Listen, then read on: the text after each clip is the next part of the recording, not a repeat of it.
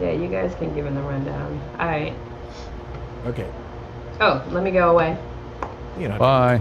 Yeah. I'm not supposed to be here. Get out of here. What is she Yeah. doing here still? Where's my remove? Ah, that's better.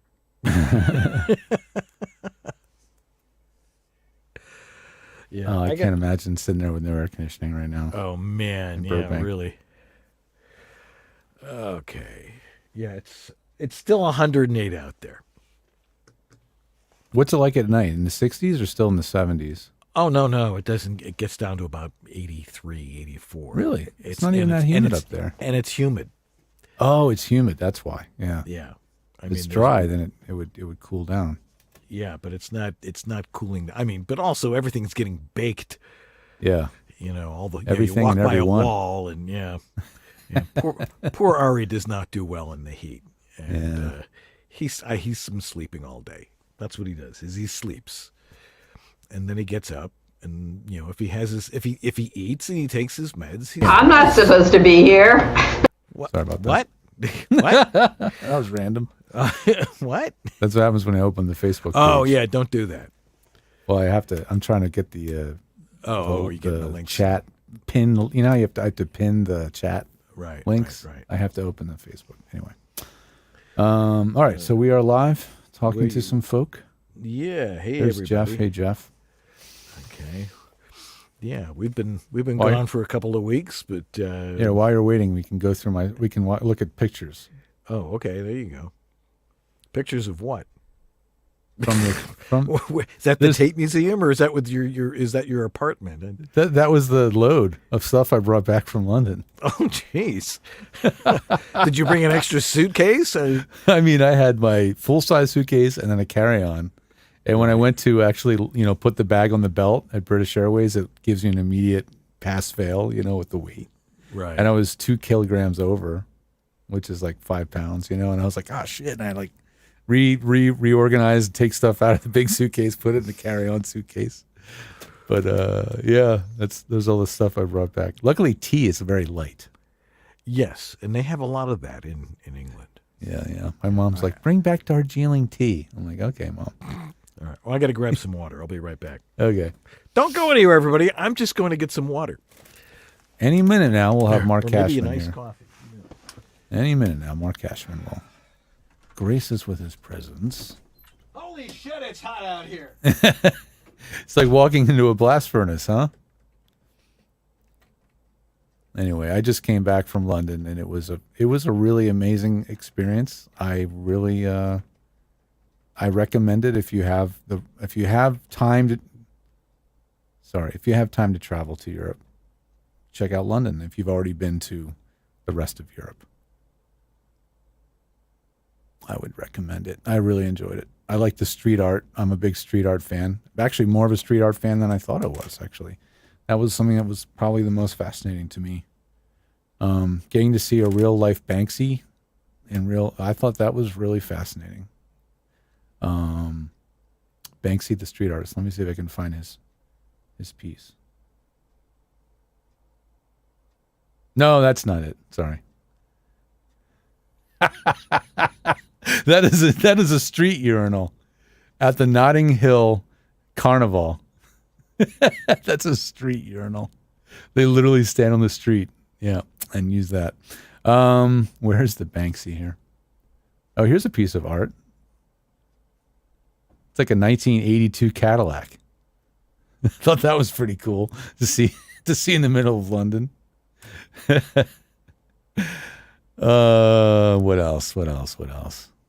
There is a ridiculous amount of graffiti art there, but where is the Banksy? Oh, this is great. Look at this. Barbecue boat. You can rent a boat and cook a barbecue while you float around in the harbor. Isn't that hilarious? The Schooner barbecue boat. And let me go back. I'll find it. I'll find the Banksy. Tips for delivering the guy next door conversational read. Okay, that's a good question for Marc, for sure. That is a good one. Hey, Jeff, thanks for being here with us on a proper holiday day. You know what they call a holiday like this in England? They just call it a bank holiday. They don't have any name for it. They just call it a bank holiday. Here's the Banksy I found. Still no Cashman? This is a Banksy piece. This is the original when he painted it. That's his photograph of it. I found on Google. And then this is what it looks like 3 years later. Looks like that. And somebody put plexiglass over it to protect it. So I thought that was pretty cool. His stuff's very political, like social activism. From this moment, despair ends and tactics begin. Anyway, it was cool. Cool. Well, good times. Where is Mark? I sent him the link. He knows it's supposed to be here at 5. He's in the same time zone, so it's not that. It's not a time Yeah, he's zone just up the confuse. freaking road. I mean, come on now. Let's see. I definitely sent it to him. I can send it to him again.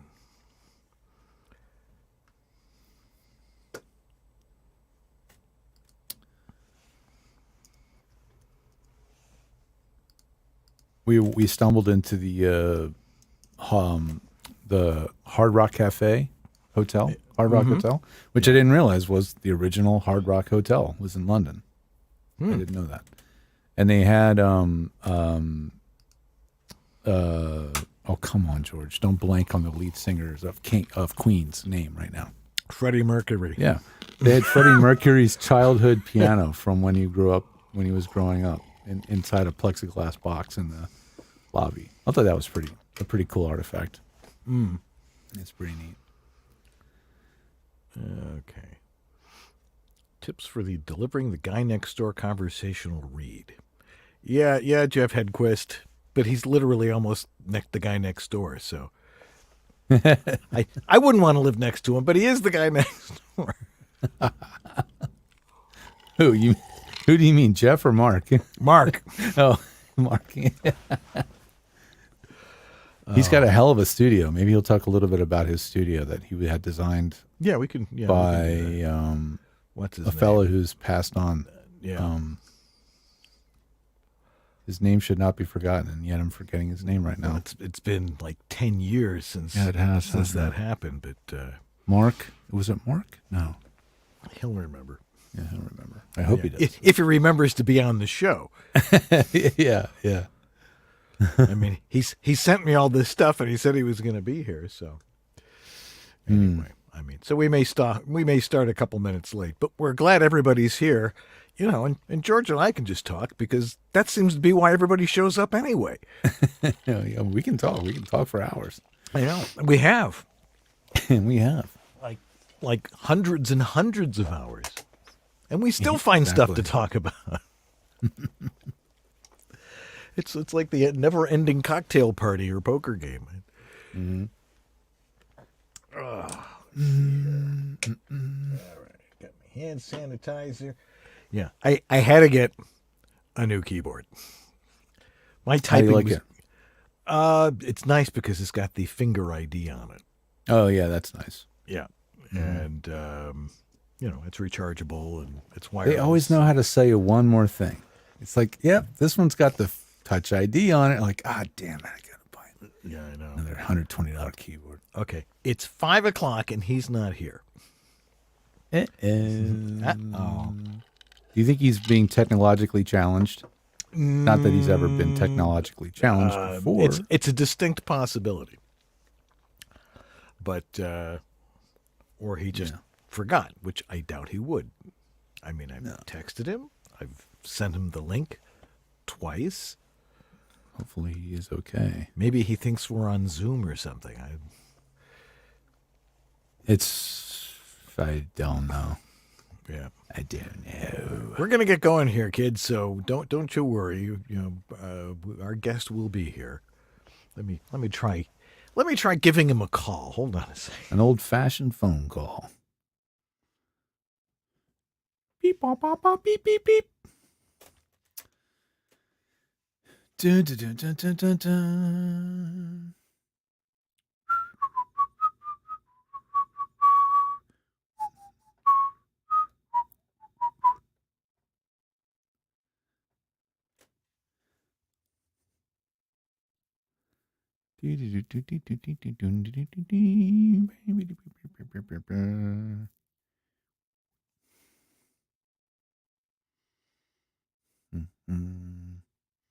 Who's all here? We got Grace, Jeff, Linda. Hi, Linda. Hi, Jeff. Hello, Red Cabin Acoustic. Anne. Hi, Anne. My vacation was awesome. Thank you. I'm actually going to share a little bit about my trip. Audio-related stuff only, but I'm going to share some things that I found were cool during my trip to London as part of my tech talk later. Unless, of course, Mark doesn't come, then you'll be spending the next hour listening to me talk about London, which I mean, yeah, I mean, you can to do. you can talk to us about London. I mean, that would be interesting. But okay, come on, Mark. Unless he decided he wanted to come over here and then couldn't remember my address, Oh no!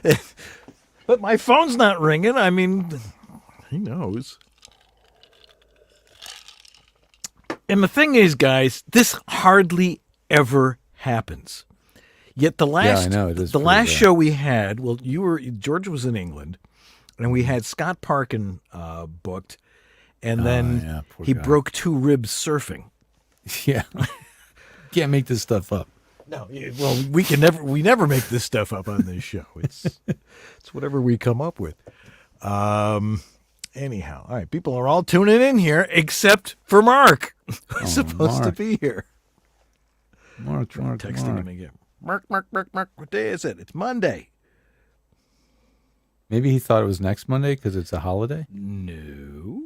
Okay. I said Labor Day. He knows. Jeff Hedquist said I just emailed him. Yeah, so did Now I. he's hearing from the audience. Hey, where are you? Everybody knows Mark. Everybody email him all at once. Okay, 3, 2, 1, go. Message him on Facebook. Yeah, really. Let me just check one thing here. I mean, I've occasionally had a booking where it's been in the books, it's scheduled, it's in there, and I'm just scrolling Facebook, and then I look up, and 10 minutes later, and the client is emailing me "Where are you?" Oh, I'm sorry. Oh, yeah. I'm sorry. I have to make up a good excuse. Nobody Here's the wants to content say I for was tomorrow's broadcast. looking at email. Yeah, I told him 5 to 6. Dun, dun, dun, Well. dun, dun, dun, dun, dun. Yeah, that's what people want. Another thing we could do is we could do Tech Talk now. We could. And if And he then, shows up, we're going to and go, if he hey, you're shows up, stuck with we'll- us till 7. Exactly. Yeah. Just tell him we'll get you. We'll get you at the 6 o'clock hour. Right. And we'll Should we just do that? What do you Yeah, think why of don't that? we do that? Since he clearly forgot what time he was supposed to be here. Or he's I hope had it's an that- accident. Yeah, I hope it's that simple. Yeah. Yeah. Let's do that, and then if he does jump on, we'll just let him know what we're doing. That's right. All right, so we're going to do Tech Talk here, which is great because we got a lot of people watching. And if you've got a question about home voiceover studios, something George and I know a little bit about, we sort of scratched the surface. So if you throw those in the chat room in Facebook or on YouTube or wherever it is you're watching, Jeff Holman's in there. So, all right, are you ready, Sue? She's counting There's us the in. countdown. 5, 4. Hey, it's time for VoiceOver Body Shop, and it's Tech Talk number 86. Yeah, baby. Don't 86 it, man. Yeah. It's 86 times we have done Tech Talk. Plus if you throw in the almost 200 episodes before that, before we started doing this. Anyway, We've if you've probably got talked a about question- microphones a few times, right? That's a few times. What's the best microphone for voiceover? Our favorite. Yes. So if you've got a question about your home voiceover studio, throw it in the chat room right at this time, right now, and George and I will discuss it in the next segment. So are you ready, George? I certainly am. Okay, good. It's time for VoiceOver Body Shop Tech Talk right now.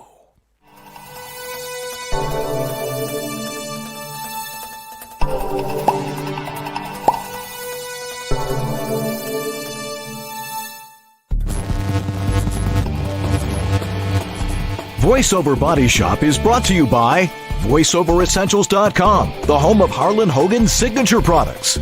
Source Elements, the folks who bring you Source Connect, JNC Demos, when quality matters. VOHeroes.com, become a hero to your clients with award-winning voiceover training. VoiceActorWebsites.com, where your voice actor website shouldn't be a pain in the butt. VoiceOver Extra, your daily resource for voiceover success. And by World Voices, the industry association of freelance voice talent. And now, here's your hosts, Dan and George.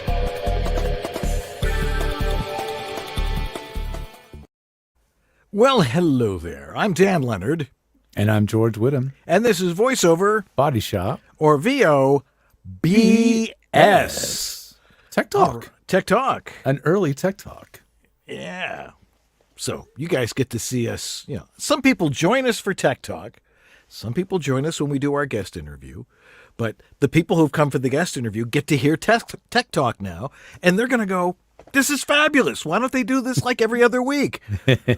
Well, we used to do Tech Talk. We used to do the tech stuff before the guests, but we decided rather than make a guest wait around for us to finish, we would just have them first. And that's the way it's been quite a few years now. But today, because our guest is deposed, is that the word? Deposed? Indisposed? No, that would mean he's Incomposed? He's like in a legal and he's not decomposed either. Whatever the reason, he's not Deposed here. means he has been removed from office. Okay, thank you. Whether by force or by I like big random words, and just use them properly. Isn't there a word? Isn't there terminology for the misuse of words? Malaprop. Boom. And you didn't misuse it, so That's you right. weren't ironic about it. I think that's a malaprop. A malaprop? Yeah, I think that's the word I remember. Yeah. Oh, okay. Yeah. Highly technical talk here. But anyway, if you're wondering why we're talking about tech, it's what George and I do. One of the things that, we try to fill our days with all sorts of fun stuff, whether it's flying down a mountainside on a bike or playing with old radios. But most of the time, we're dealing with you in your home voiceover studios. And we've been doing it for a long time. There's a lot of people out there, apparently a lot of coaches out there that'll tell people, oh, yeah, use one of these, but not how to use one of these. Mm-hmm. And George and I usually end up mopping up afterwards. Because we know how to do this kind of stuff. And it's usually like, oh, God, what did this person tell you? Well, if you want to get the right information and not be intimidated and get that boulder of technology craziness off your shoulders, you can work with one of us because we're going to give you the right answers. We're going to show you how to do it right. And that's the most important thing when it comes to a home voiceover studio. If you don't have a home voiceover studio, you're not really participating in the freelance voiceover market. And if you're going to have a home voiceover studio, it's got to be good. And if it sounds good, It is good. right on cue. Gotta love that. Anyway, if you want to work with Mr. Whittam, George the Tech, where do they go? You can head right over to georgethe.tech, and if that makes your brain hurt, you can also just put in georgethetech.com. That will work too.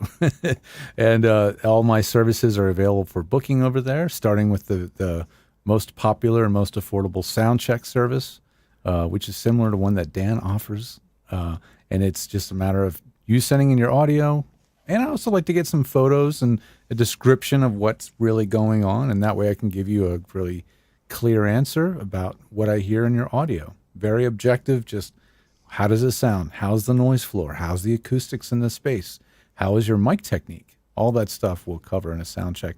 And you can go from there all the way to studio design. Whatever you need is available. And over at Dan's place, as I was mentioning, at homevoiceoverstudio.com.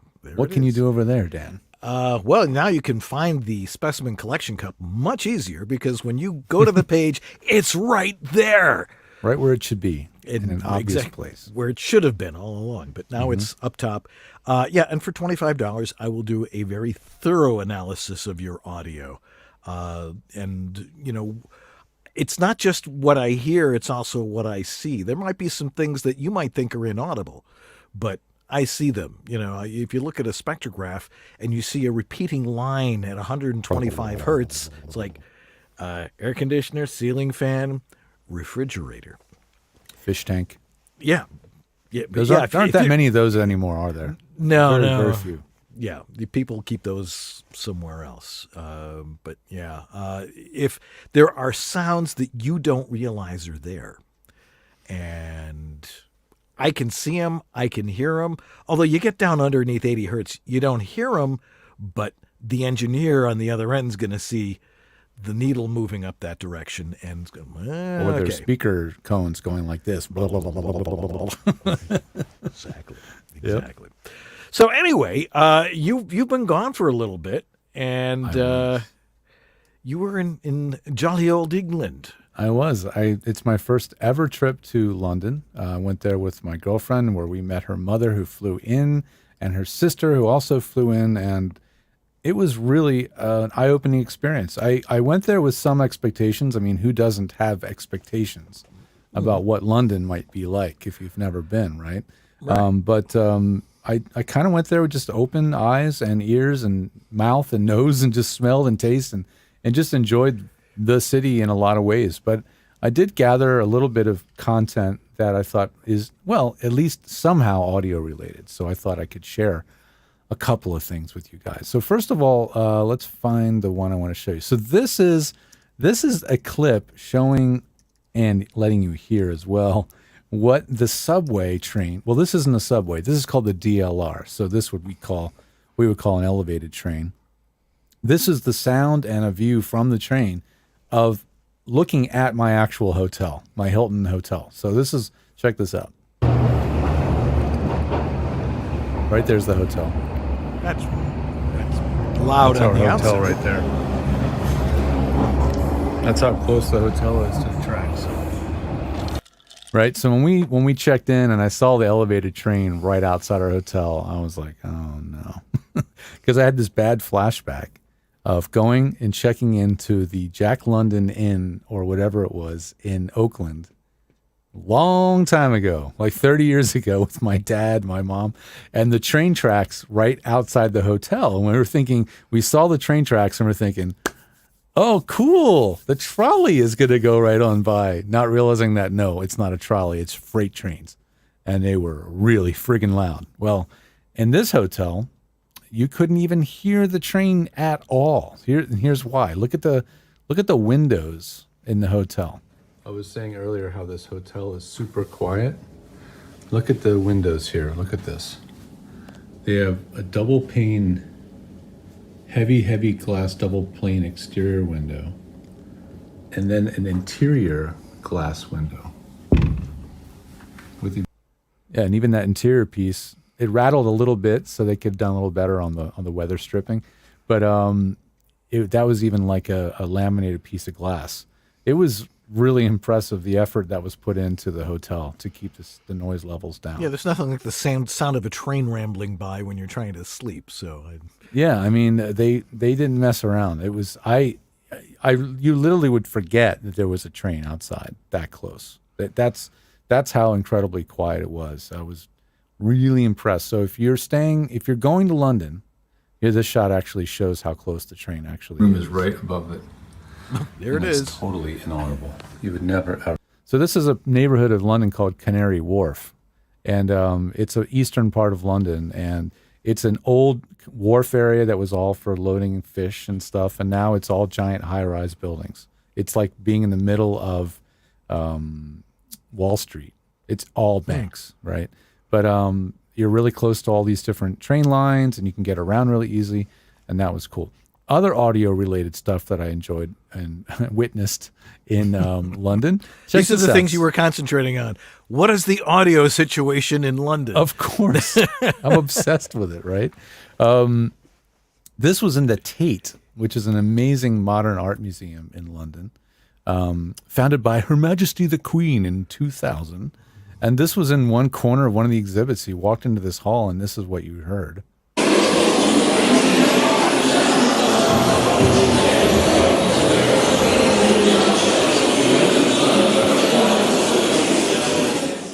Is that like all the radios playing at once, or? That's every single radio, I mean, theoretically anyway, every single radio tuned to some kind of random point. I don't know if it was random or what it was, but it was just idling static of whatever these radios were pulling in. And occasionally you would hear an actual song, a strong, clear song would just come through at random, which was really, really kind of a trip, actually. I found it like hypnotic and also super nostalgic. I mean, how could you not find that nostalgic as you're walking around? You're looking at all these radios that you remember, either radios you already have, like Dan, you've got a collection. I'm sure some of the radios you have are in this pile. I recognize a few of them. Yeah, Although and then, British radios are, there are British manufacturers, and That's true. their stuff was just a little bit different. But yeah, and then I have another clip I won't show it, but it's me walking around the entire tower, showing everything there. But that was just really cool and fascinating. I thought that was very, very interesting. And then on another audio tip from the same museum, this was an art piece that was made by this artist Oswaldo Machia. And it was essentially 1,000 different bird songs that he had recorded. And then as you walk through the exhibit, you're hearing them playing through speakers suspended from the ceiling. And he's basically playing back the sound of the birds as though it was a musical arrangement. And on different walls in the exhibit, like this one, he is showing the key, essentially the plan of how everything is, what instrument is what bird, right? And then this is the actual master plan of how all the bird sounds are mapped over what theoretically would be an organ. So imagine a huge church or theater organ, but all of the instruments are birds. And they're all playing through these speakers suspended from the ceiling. I don't even know if you can hear them right now. no, the sound is not on, but Oh, shoot. there it is. Yeah, it's not reading right now. You pretty much had to walk under the speaker to hear it clearly. But there were bird sounds coming out of these speakers. It's just really fascinating use of technology, music, bird sounds, all these things combined. It was incredibly fascinating. Yeah. The last audio and video experience that I'll share, if I can find the tab here. This was, I think I clicked away from it and then lost it. I got to go down and see the Carnival parade that's in Notting Hill, the village of Notting Hill. And the experience of the sound systems that were on the trucks was pretty over the top. I mean, I could not believe the sheer scale of these sound systems that they were carrying around on the backs of semi-trucks, pulled through neighborhoods. Like, imagine the loudest car stereo you've ever heard that, like, you're like, okay, that's enough. This is a little obnoxious. Imagine that, but that times 100. And that's what these sound systems were like. Here's a clip of one as it goes by.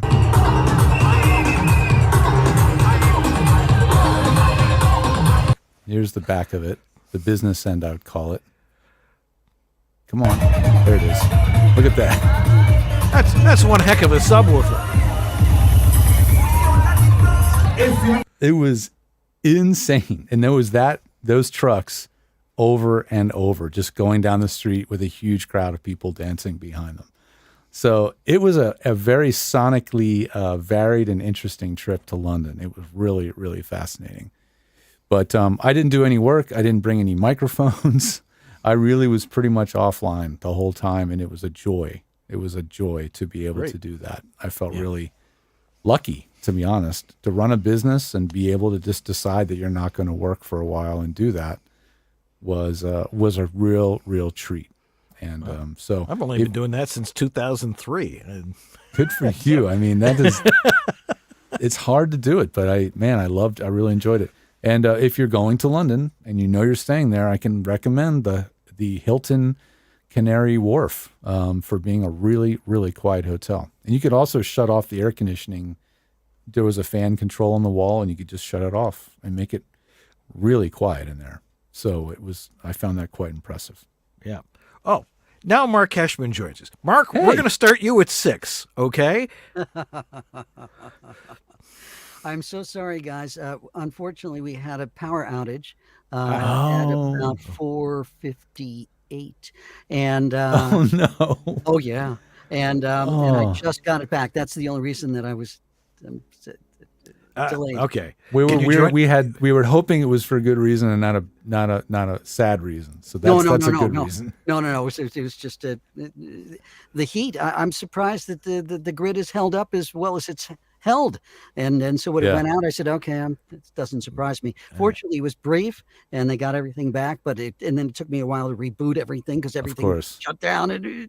So I'm sorry. Yeah. I'm sorry for the delay. But Yeah. but thank you so much for inviting me on your show. And Yeah. it's been a while. How have you been both? How have you? We've been great. That's Can we do our segment at 6? Because Yeah. we started into Tech Talk. So just yeah, hang out. absolutely, not a problem. So I'll just hang and I'll come back at 6. Okay. Perfect. Don't go anywhere. Thanks, just stay Marc. there. Okay. Keep that power on. Yeah. Not that he has a choice. That's right. All right. Let me get the razor blade out and I'll slice that out. and- Okay. Okay. Okay. So where were we? Oh, we talked about London. So that was your trip to London. That was my trip to London. So because I was offline and taking a vacation, I didn't really gather a lot of new tech tips and tech news, and I haven't really seen that much But new I did. going on. What have you seen, Dan? Talk to me. Our friends at Centrance, Oh, yes. they have this new thing called the Jasmine. It's not in production yet, Mm-hmm. but it looked like an improvement over the MicPort Pro. Oh, really? Yeah, it's a mic preamp, Mm-hmm. and it has a big VU meter on it, and a limiter, and all these things. And apparently, they're working on it, and they did all the testing, and now they're ready to start production runs on it, and then it'll be another great little portable unit that Centrance puts out. Oh, So cool. we'll see. I'm checking it out now. Yeah, it's called the Jasmine. It's a boutique There mic it is. preamp with limiter and headphone amp. So this is interesting because what they're doing here is going, well, some people just want a preamp. They don't actually want the AD converter. So Right. this is what's so fascinating about high-end audio gear, right? Sometimes the more expensive stuff does less, right? Isn't that interesting? So Because so it this does is the little things better. right. So this is a $700 unit that does nothing but provide a preamp with a high-pass filter and a limiter, which is really obviously handy. But that's what it does. That's it. It's not an interface. It's not a headphone amp, although it does have a headphone. Oh, no, I take that is a back. headphone It does have a headphone amp. Yeah. So it's a very niche thing. So I'm wondering who would really benefit from this.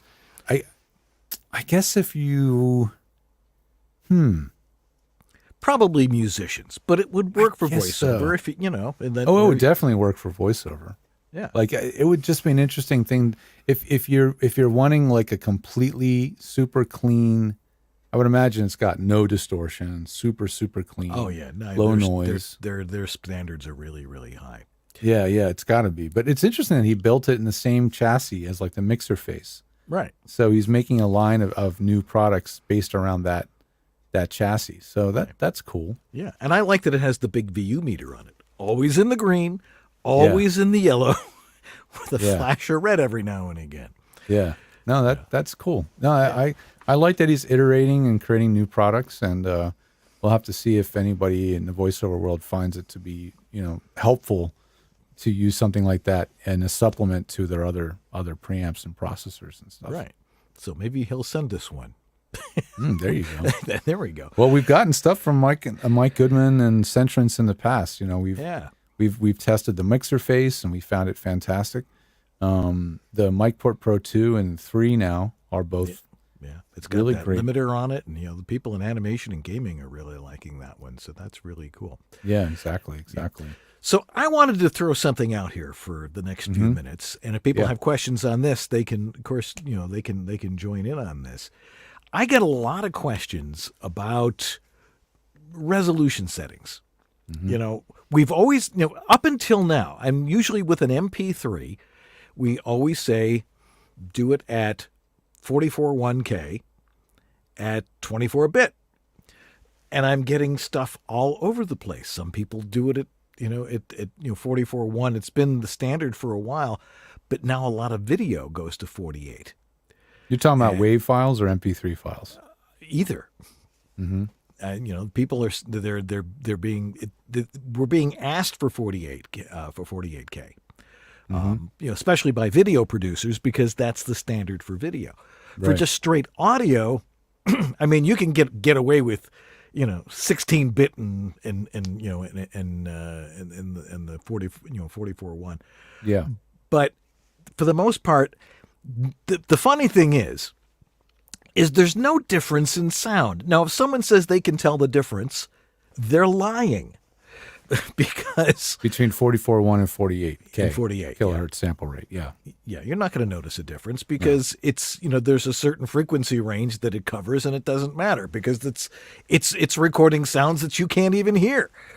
Right. You can tell the frequency range of what the sample rate captures by just taking whatever that number is, Right. 48K, and divide it in half.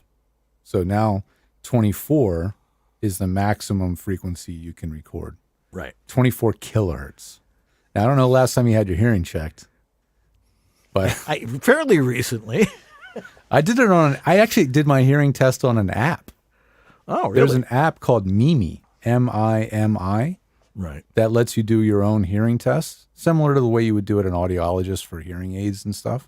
Right. But anyway, most of us won't hear anything above 14, 15 kilohertz anymore. If That's you're right. under 20 or under 30, you might be able to hear above that, but none of us can really hear that stuff. So going even higher to 48K or 41 to 48 does not make any difference. Yeah. I had a hearing test fairly recently. I have tinnitus, and it was getting me bad too. for a while. And then, the audiologist like, your hearing's perfect. It's pretty good for your age. I'm like, don't tell my wife. Oh.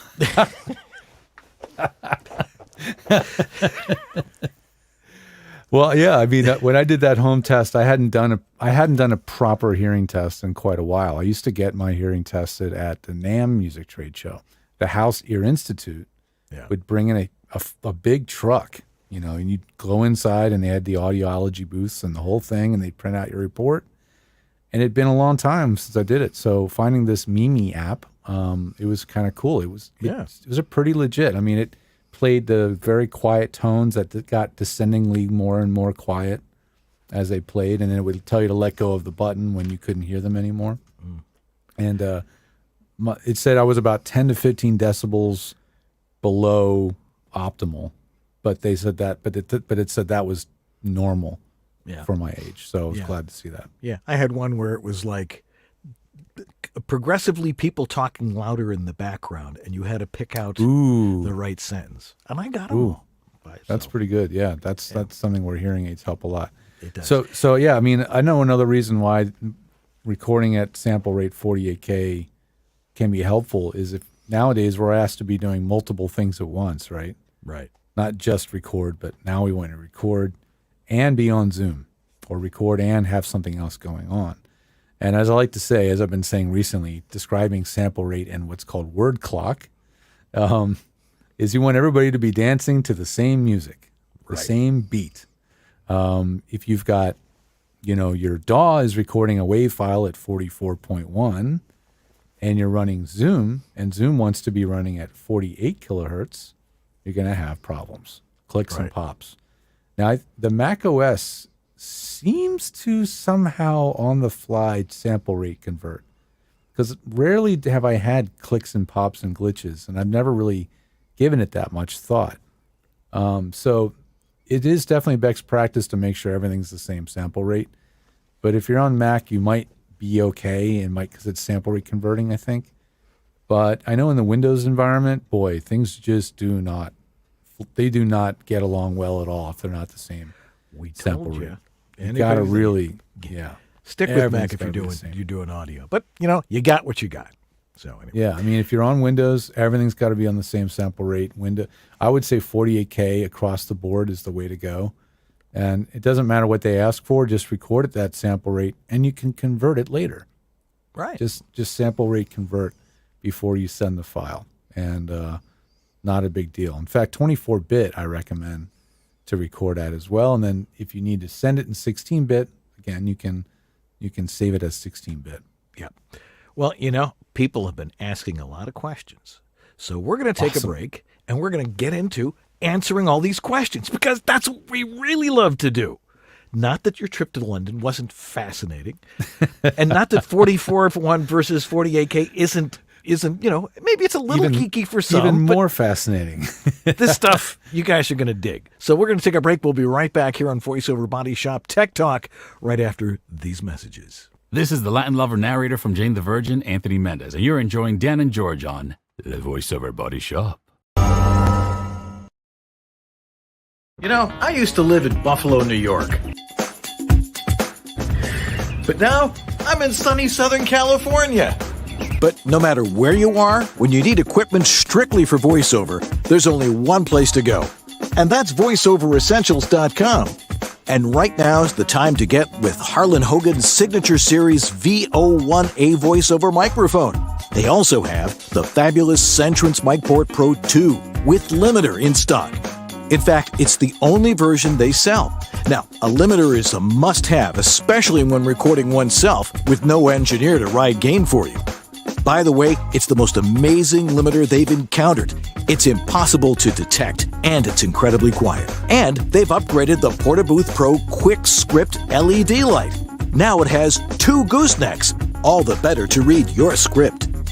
Go on over to VoiceOver Essentials right now to get these great VoiceOver Essential products. Man, that's a great spot, Dan. Killing it.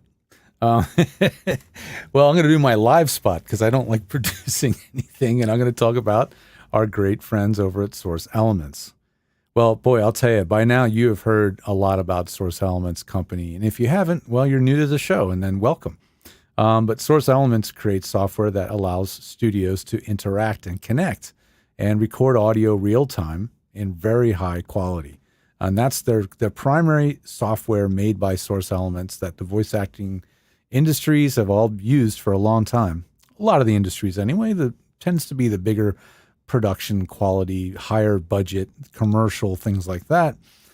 They use Source Connect, and that's because it's a dedicated application that does one job, and that is capture the audio, stream it to the other side, and bring the audio into their system. And it does it extremely reliably, much more reliably so than anything that could run on a Google Chrome browser.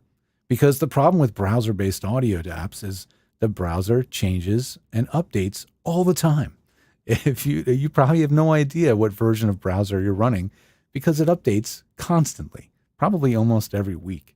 And so that's a moving target, and that creates really hard to describe and very difficult to troubleshoot glitches. And that's not happening with Source Connect. It's a dedicated app designed to do that one job, and it's supported extremely well by the support team at Source Elements. So if you want to give it a try and you want to understand why it is the tool of choice in pro audio recording remotely, you can do that. Go over to source-elements.com and get yourself a 15-day free trial and start experimenting and poking around and testing it. And if you need help, don't worry. They've got great support, as well as myself at George the Tech and our team here. We can give you extra white glove support if you need it. Anyway, let's get back to the show right after this. Well, hello there. I bet you weren't expecting to hear some big-voiced announcer guy on your new orientation training for Snapchat, were you? This is Virgin Radio. Well, okay, we're not that innocent. There's jeans for wearing and there's jeans for working. Dickies, because I ain't here to look pretty. She's a champion of progressive values, a leader for California, and a voice for America. It's smart. It's a phone. It's a smartphone. But it's so much more.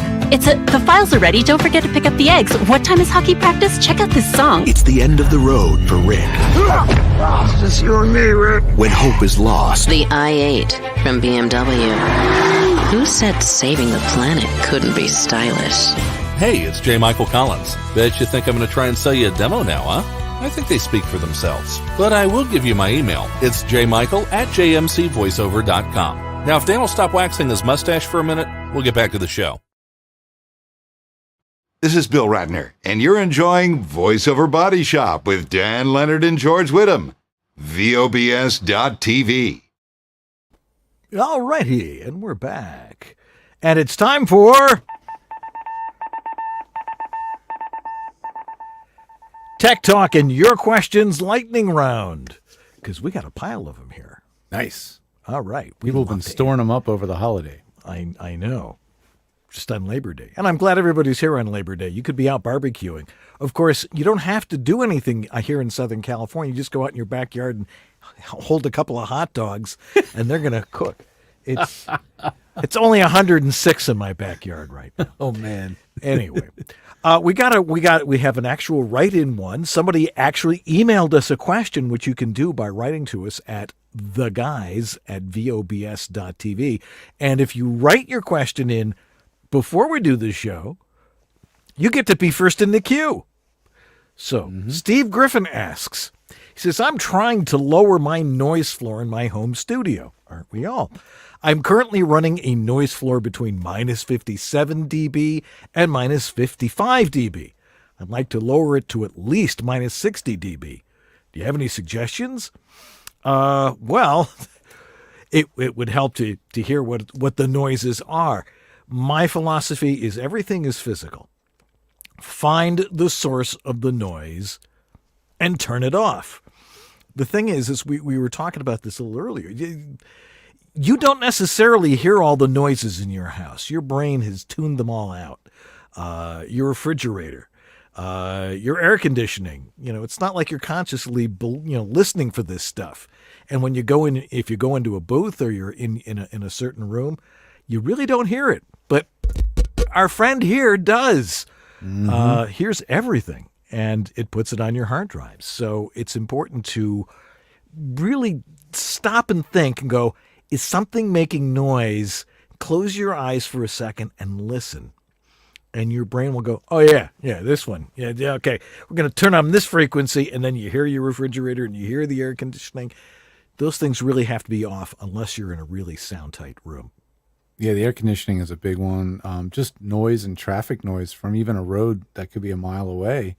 If there's enough of it, it'll show up as rumble, the little wavy line in your waveform. And a lot of that can be reduced by just using a high pass filter. And all of a sudden, you can lower the noise floor, the effective noise floor of your recordings, several dB, sometimes 20 dB, depending on how much noise it is at that low frequency. So you might be able to go from minus 57 dB to minus 70. By just applying a high-pass filter. So without having the audio to analyze, that's the best we can do for you, but you can always get a sound check or use Dan's specimen collection cup, and we'll really analyze it closely. Yeah, and a high-pass filter is actually a lot simpler than it really sounds. Helps. Okay. You get the one from Marlene Goodman. Yeah, this was also from email. Yeah. How does one learn the setup and operation of the home technology? I'm going to assume Marlene in this case means home studio technology. Yes, that would be us. Well, boy, where do we you start? come to the right place. You come to the right place. Watching every episode of Tech Talk, you're going to learn a heck of a lot watching all of our Tech Talk episodes, Marlene. So I can recommend that because that's free. Yeah. That's a really good place to start. We've covered a tremendous amount of ground. There's webinars. Dan has taught a lot of webinars. I am still teaching webinars as well. You can look for webinar content about what you want to learn.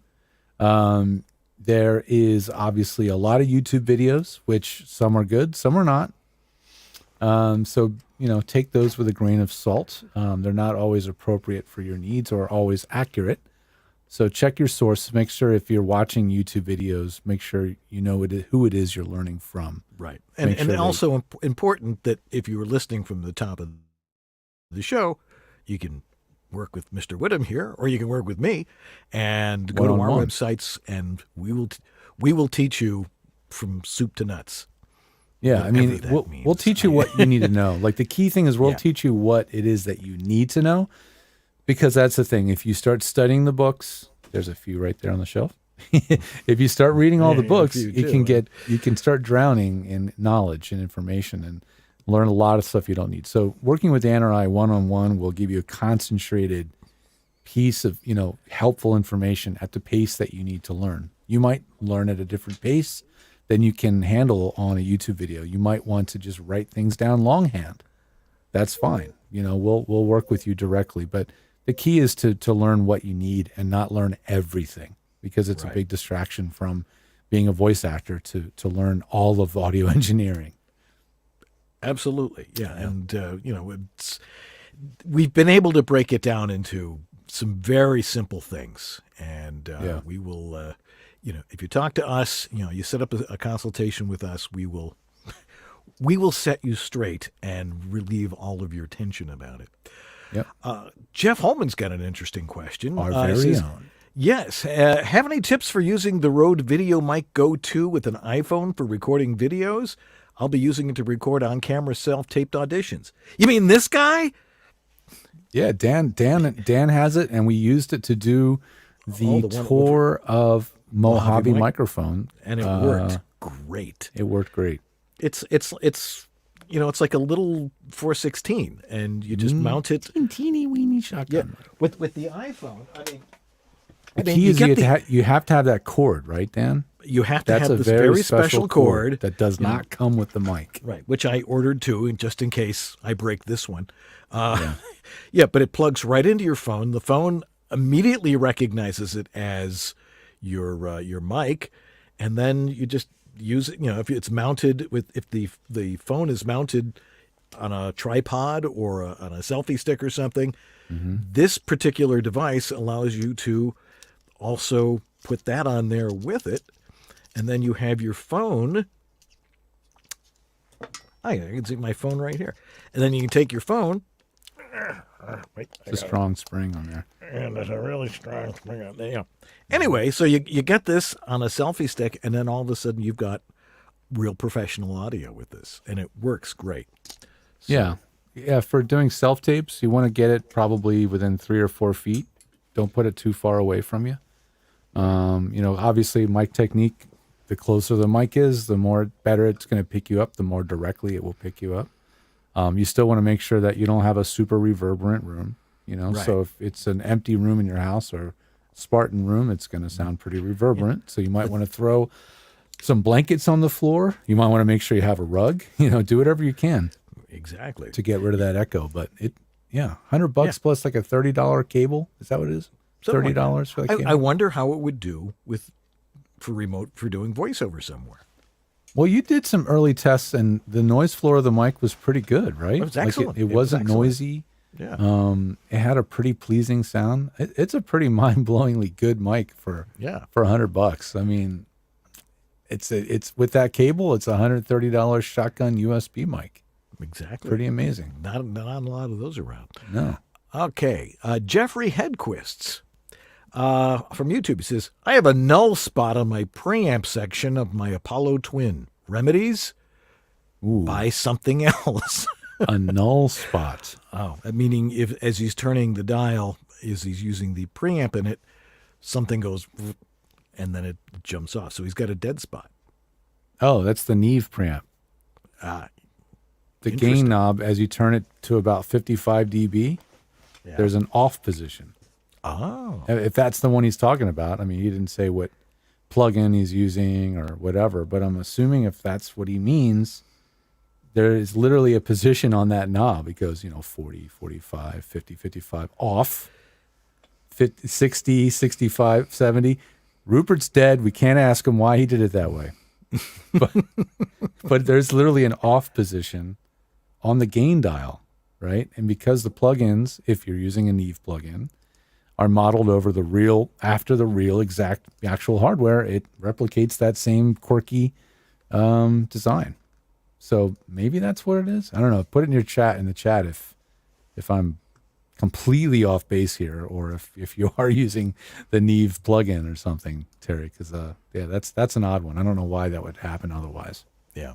A lot of people are, been asking about the Apollo Twin, because I need a limiter. Well, you're buying an awful lot just to get a limiter. You don't. Yeah, that's a big expense and a big learning curve just to have that. The MicPort Pro with the limiter is for $300 is a way better value. And there you go. Way simpler to use. Yeah. All righty. You get the next one from Red Cabin Acoustic. All right. This one's from YouTube. What are the best, in quotes, VO conferences to go to for newbies and those that have some work under their belt? I don't know if I can rank them right now. They each have their strengths and weaknesses. I don't know what would be the top one that comes to mind, Dan. That's a no-brainer. If there, how about that one? Well, of course. No, that's absolutely true. We haven't had a WOVO in a while. No, we've not had a WOVOCon, and we're doing WOVOCon it's a conference put on by voiceover professionals for voiceover professionals. Yeah, right. And we're a not-for-profit. By the way, I'm president of World Voices, but we're doing this May 4th through 6th in Orlando, and it's a very different type of conference. Great for people who want to really learn from everybody else and not like just attend all sorts of going to different talks and stuff like that. You get to really participate in it, and that's one of the reasons that we really like doing it. So this one would not be targeted to the newbie, who's someone that's just getting started. A lot of the other conferences are really good at catering to the new voice actor, like VO Atlanta, and what's another one? What's the one in the fall? That's voiceover. That's voiceover. They have a one ton of conference. I want to get into voiceover topics, that are covered by coaches and things. Well, you and I are going to VO North next weekend. Yeah, we are VO North, which is sort of it's the conference of Canada, right? For the time being. There's I don't know another if they're one. going to do it anymore, but this could be the last one, is my understanding. But so we're going, and we're going to have a great time because we get to see all of our friends that we haven't seen for years and years. That's a big reason why these conferences are so popular. It's a lot of folks go to not necessarily learn a lot. They maybe will get a few golden nuggets, right? But they go for the social aspect, and that's a good reason. That is a good reason to go if it's in your town. You don't have to spend a tremendous amount of money to get there and things like that. So we're going to do a few mini cons with World Voices over the next couple of years, and those will be regional conferences, so you can drive there, which will be really great. That's good. And, so we'll be talking more about those as well. Oh, and also I'm going to be going to MAVO in Washington in November.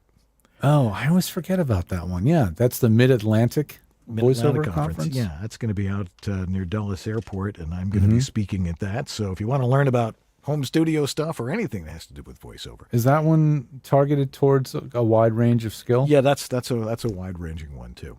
So, but sort of a regional one. Exactly. I mean, people come from everywhere, don't they? Yeah, exactly. So that's good. That's a good one to go to. Cool. Okay, you get. Let's see here. And Grist. Yes. I have a question. Well, that's good. It's about a scratching noise that levels out at 143 to 153 dB in my, I think she means K. If it's 143 dB. Yeah. That must be. In my pause spaces in Adobe Audition. It looks red in the WAV file and gets more profound at the outtakes of my cut and paste points. Weird science freaking me out. Thanks. This sounds like an editing thing. This is a matter of when you're editing audio, you can't cut right in the middle of a sound. It's got to be at the crossover point, and that's the center line. Where you've got the waveform like this. I suppose I could show that. Why don't you talk for a second while I set that up, and I'll show people what I'm talking about. Yeah, I mean, she might be talking about what Dan's describing, which is a discontinuity, which is where there's two, when you see your waveform and you zoom way in, when you make an edit point, sometimes the two halves of that where the edit point occurs don't actually meet in the middle like this. They actually meet at two different spots. Right. And when that happens, that's called a discontinuity, and that makes a click. But I'm not sure if that's quite what she's describing. I'm a little bit perplexed. She said, because she's mentioning a specific, I think she means frequency. She says, no, it's in the non-speaking area. So she's talking about during the room tone, there is something that's in there that happens to be in 146 kilohertz. Oh, well, so there's some tone or some noise in her space that's in that frequency range. Yeah, it's probably in a fan. If you can all see this, we're talking about this red line in the middle here. Yeah. That's the crossover point. If you edit from that point over, you will not get a click, especially if you go back over to the next crossover point. The next crossover point, right. Right there. And if you do that, you'll notice that it's a nice smooth transition, even though we're dealing down to the sample level here. And I think Adobe Audition is auto fixing that now, isn't it? It does. Isn't it auto? That's the whole thing about Adobe Audition is that you know, whenever you do those types of things, it creates that crossover point anyway. So that's... Oh, she's saying the wave goes from negative 43 dB. She didn't put the... And when you're putting in notes, make sure you tell us the units. So if you're talking about 43 dB versus 43 kilohertz or frequency. Whatever. But from negative 43 to negative 53. So that's the range in which that sound is hovering. Okay, she means dB. Yeah, so there's some tone that's hovering in that decibel range. And it's probably some of that background noise we were just talking about. Yeah, it must be some kind of room tone or some equipment that's in an adjacent room or a unit or something that's creeping into your space. And that's why you send us a sample so we can hear hear this. It takes 2 seconds for us to go, oh, yeah, I know what that is. It's a refrigerator. It's your air conditioning. Yeah. We're rarely totally stumped. I mean, it can happen. If there's something like wrong with the equipment, that's where the noise is originating from inside the mic or something like that, that's a whole different thing. But that's pretty rare that happens. Yeah. Question from Grace Newton. This is a good question. It says, I'm about to hang my cloud using teacup hooks and blankets. Should there be a space between the ceiling and the blankets? How much? Well, it's a matter of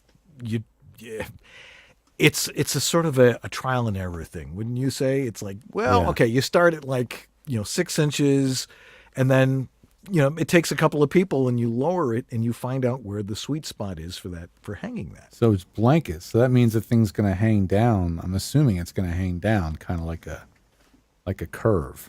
Right. Because it's suspended from the edges, or is it? I don't know how she's exactly hanging it with teacup hooks, but if it's just hung from the perimeter, it's going to kind of pillow. Right. Right. It's going to billow out in the middle. So it's automatically going to have a gap from the ceiling. It's going to have a gap of several inches. Well, let's take a look. You've got some here. clouds that are in your space. Yeah. These are made out of rigid acoustic treatment. Yeah. With a wooden frame. Right, and you can see how I hang them there. They're all about 6 inches to a foot off the ceiling. It's an arched ceiling, so that's right. It's not a flat ceiling, so it's a little more complicated here. Yeah. But my understanding is that there's a law of diminishing returns. If you leave too much of a gap, that isn't beneficial. So I've heard somewhere between 4 and 6 inches off the ceiling is beneficial. That's what I've read somewhere. I can't remember where or who, and I think it depends on how thick the paneling is and et cetera. So if it's just a blanket, I don't know how much of a difference it's going to really make, whether you have a gap there or not, because it's not very thick. So, all righty. All right. Why am I jiggling like that? You're max headrooming. Well, no. Maybe we can clean it up in a break, but yeah, we'll get to that in a second. All right, just switch back to the other cam I was using, and then that might help. Camera. That's a weird. That is kind of totally weird, like max headroom, huh?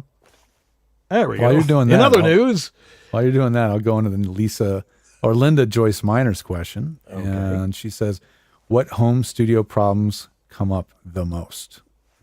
Well, you're hearing them all tonight, folks. You are hearing them all. The ones you're hearing are a lot of the common ones, like noise. What is this noise? How do I get rid of this noise? Why is this noise happening? Those are a lot of them. It's really noise related. Why do I sound like I'm in a box? Why do I sound like I'm in a tube? Yeah. Why do I sound like I'm really far away from the microphone? Let's see. How do you record voiceover? How do you edit it? These are a lot of the common questions. Yeah. I mean, yeah, it's like, yeah, why does it sound... I mean, how many times have we done this? Yeah, why does it sound like why does it sound like I'm so far away? Because it's a side address mic and it only works on one side. Yeah, exactly. You might be talking in the back of the microphone. That's a very common mistake because these large diaphragm condenser mics are a little less obvious which is the right side to talk into. Most of them have a clear logo badge or something, whereas a mic like this is pretty painfully obvious where to talk into it because it plugs in here and it points this way.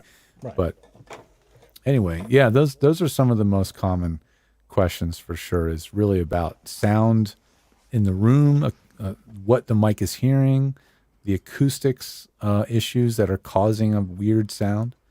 And I really like to relate sound with light or photography, right? Okay. Because people think visually more, right? I mean, it's easier to explain what it looks like to be out of focus. We all know what out of focus. What is it sort of looks like Right. So what Dan's doing is adjusting the focus ring on his camera. He and I both have webcams that allow you to manually focus, right? Unfortunately, microphones don't have a focus ring, right? They don't have a knob that lets you fine tune the focus. The only way to adjust it is by properly placing it, moving it further and closer, tilting it higher and lower, moving it around your face, that's how we focus the microphone, right? So I like relating sound with photography or video because I feel like that fits. And then like light, the light you see that lights my hand up, that is the acoustics for sound, right? So the light for a photo is the acoustics for the recording. So better acoustics, better recording, better lighting, better video. Makes total sense to me. All right. What else we got here? One Terry last one Briscoe. from Terry. Any advice on how I can improve me ear? I think he said my Improve ear. me ear. Unless you're just talking like a pirate. Can you improve me ear? How do you improve your ear? Ear training. Yeah. Practice. It's you have to understand, George and I have been doing this for so long that we know what it's supposed to sound like. Whistle. There are things that go wrong. We know when things are right because we don't hear anything else. But you know how I always talk about signal to noise ratio and stuff like that. Right. Signal being your voice, noise being anything that's not your Everything voice. else. So yeah, just try and find where that works best for you, and listen. It's like, all right, that's not my voice, and you have to listen to your recorded files, and you'll figure it out. And listen to commercials. Right. Listen to well-produced, well-recorded audio. Right. Now, don't expect your dry audio to sound exactly like those because they obviously have some processing. But generally, commercial voiceover audio is not super duper processed. Right. Promos, trailers, radio production, that stuff is highly, highly processed. So it's not a really good one to compare against, but listening to good, well-produced, high-budget television commercials, the voiceovers are very, very well recorded, and you'll start noticing something common between them about how they sound and why they sound that way. So exactly. That's probably part of that part of that ear training. Yeah. And it's just it's repetition and it's time. It takes years before you just naturally understand what good sound audio sounds like. All right. Well, speaking of time, we're out of it for this hour anyway. We're going to take a quick break, and then we're going to re-rack it to talk with Marc Cashman. So don't go anywhere. We got lots of great stuff to talk about here on Voice Over Body Shop. And if you got a question for Marc, you can throw it in there now. That'll help too. Anyway, we're going to take a break. I'm going to figure out what's going on with my camera, and we'll be right back here on Voice Over Body Shop. So don't go away. You're still watching VOBS?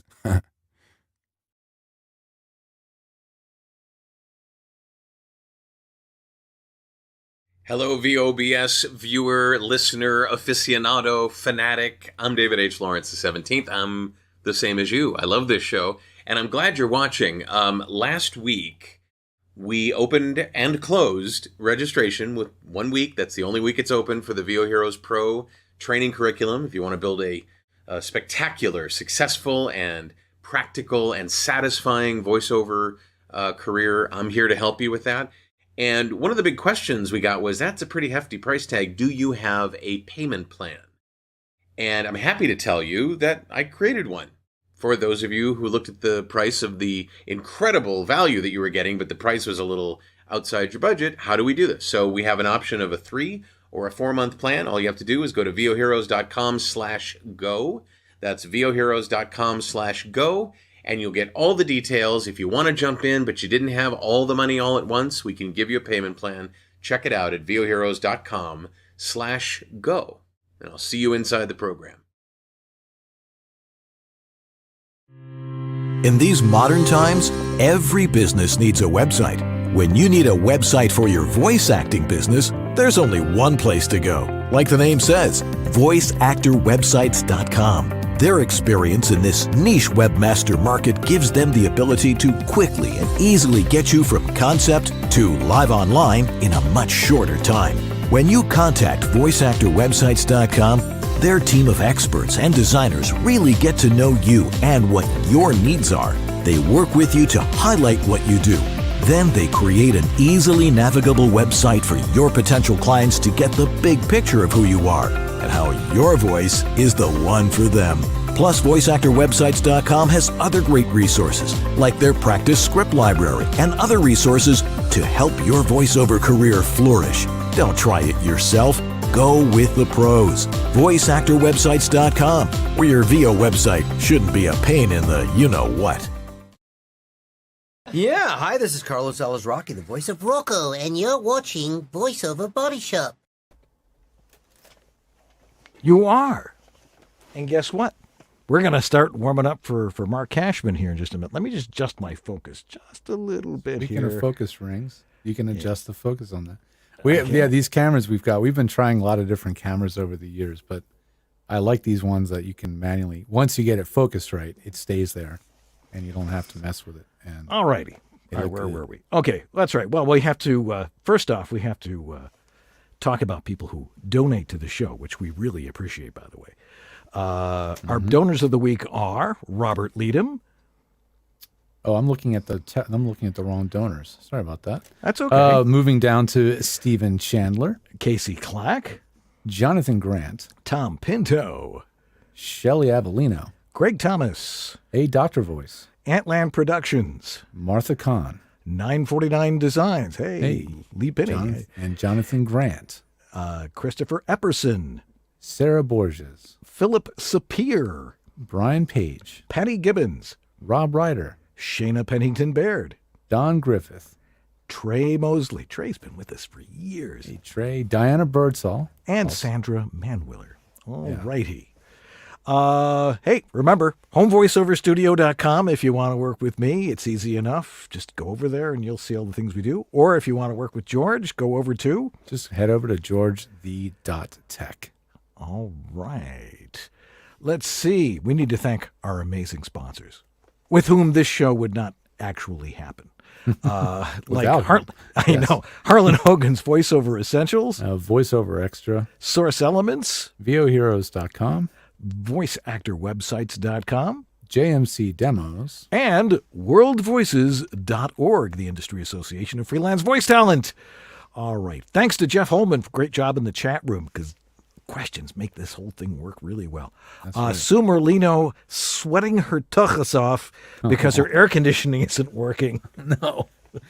Our director, and Lee Penny for just being Lee Penny. All right, we're going to re-rack it, and we're going to talk with Marc Cashman, so don't go away. We'll be right back. But anyway, have a great week. We'll see you next time on VoiceOver Body Shop. I'm Dan Leonard. I'm George Whittam. And this is VoiceOver Body Shop, or VO BS.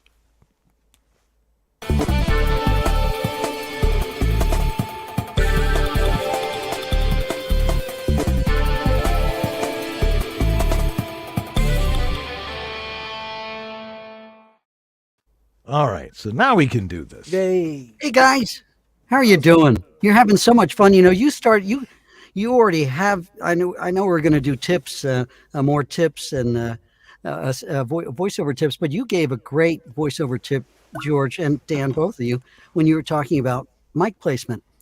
I post a voiceover tip every single day, 365 days a year, and after I did it, I come up with a whole bunch more. I may do another whole year, but one of my more recent tips was what you just said: proper placement prevents plosives. That's right, and we're going to explain exactly how to do that. Anyway, all right. So, are we ready to roll here? Yeah. All right. Let's we'll do our cold open, and we'll be ready to roll here. We're getting the countdown here from Sue. 5, 4, 3. Hey, it's time for VoiceOver Body Shop. How's everybody doing out there this week? Our guest tonight is Marc Cashman. Hi, Marc. How are you doing, guys? We're doing great. We're going to talk about your at least 10 tips to better your voiceover career and your performance. Yeah. All right. Yeah, 10 tips. When you asked me the other day to do this, I just grabbed the first 10. For we'll those go. of you That'll be fine. Who aren't familiar with my tips, I post a voiceover tip every day, one a day, on LinkedIn, Facebook, Twitter, and Instagram. And I post one every single day for 365 days in the entire year. So, all right. Are you guys ready for this? Can you take 10 tips? And if you got a question, throw it in the chat room. We'll get to that as well. Absolutely. Time for VoiceOver Body Shop. Yeah. Yeah. What I was going to do was do a tip and then we just discuss. Right. All right. But we got to do the intro to the show first. Oh, that's right. Okay. Okay. Go ahead. Right now. Okay.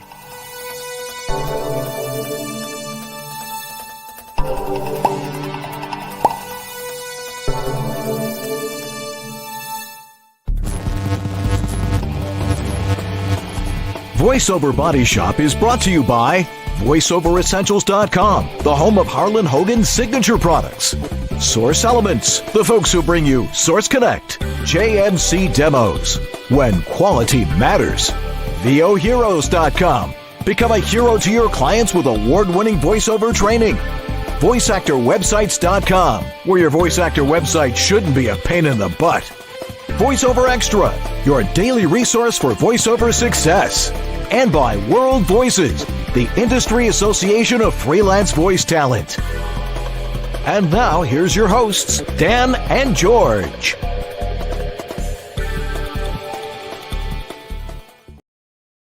Well, hello there. I'm Dan Leonard. And I'm George Whittam. And this is VoiceOver Body Shop, or VO BS. All right. Well, Marc Cashman's going to join us, and we're going to have a great time. If you have a question for our guest, throw it in the chat room. I know Jeff Holman is sitting in there, writing it down, typing it with his little stenographer thing, and we're going to get all those questions right to us in just a little bit. But we got 10 tips we want to cover with Marc. But let me introduce our guest. Marc Cashman is an award-winning radio and TV commercial producer, as well as a working voice actor. I've seen him work. And as voice president of Cashman Commercials, he's won over 150 advertising awards and is a veteran voice actor with experience in radio, TV, commercials, film dubbing, animated series, video games, and over 200 audiobooks. I didn't take a breath at the beginning of that. And he authored one of the best-selling books on voice actor, VO, Tips, Tricks, Tools, and Techniques to Start and Sustain Your Voiceover Career. Let's welcome back to our show our good friend, Marc Cashman. Marc, welcome back. Thank you, gentlemen, and I do use that term loosely. Yeah, we figured you would. But anyway, so we were talking about the fact that you have these 10 tips, and I have 365. Well, we're going to talk about 10. But yeah. Okay, one for every day of the week. Yeah, 52 weeks of the year. Every day of the year. Yeah, every day of the year. Right. Every day of the week, every day of the year. Absolutely. But do you have 366 during a leap year? Yes, absolutely. I did 366. Absolutely. That was in 2020.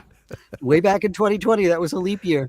So which tip did you have to leave out for the next year? No, it wasn't. I didn't have to leave. Oh, that's a good question. So it's what tip did I add? It's on 366, and I can't remember. Oh, okay. The The hardest thing of coming up with 365 different tips was to make sure I wasn't duplicating. And that's not easy. That is not easy. Yeah. Not easy at all. I had a couple of editors to go back and a couple of people said, oh yeah, you kind of said this. Oh, okay. All right, never mind. Something, but at least I had editors. I had help. I have to have help. Okay. All right. So let's start off here. Let's start off. All right. Number one. Yes? Don't race through the first sentence in any well-written copy. And by the way, not all of it is. The first sentence usually sets up the whole rest of the story. Explain. Again, the first sentence in any well-written story sets up the whole rest of the story. So if you race through the first sentence, the listener is going to say, what was that saying? What did you say? What? Don't race through the first sentence of any story you tell, whether it's a commercial, narration, audiobook, I don't care what it is. Don't race through the first sentence.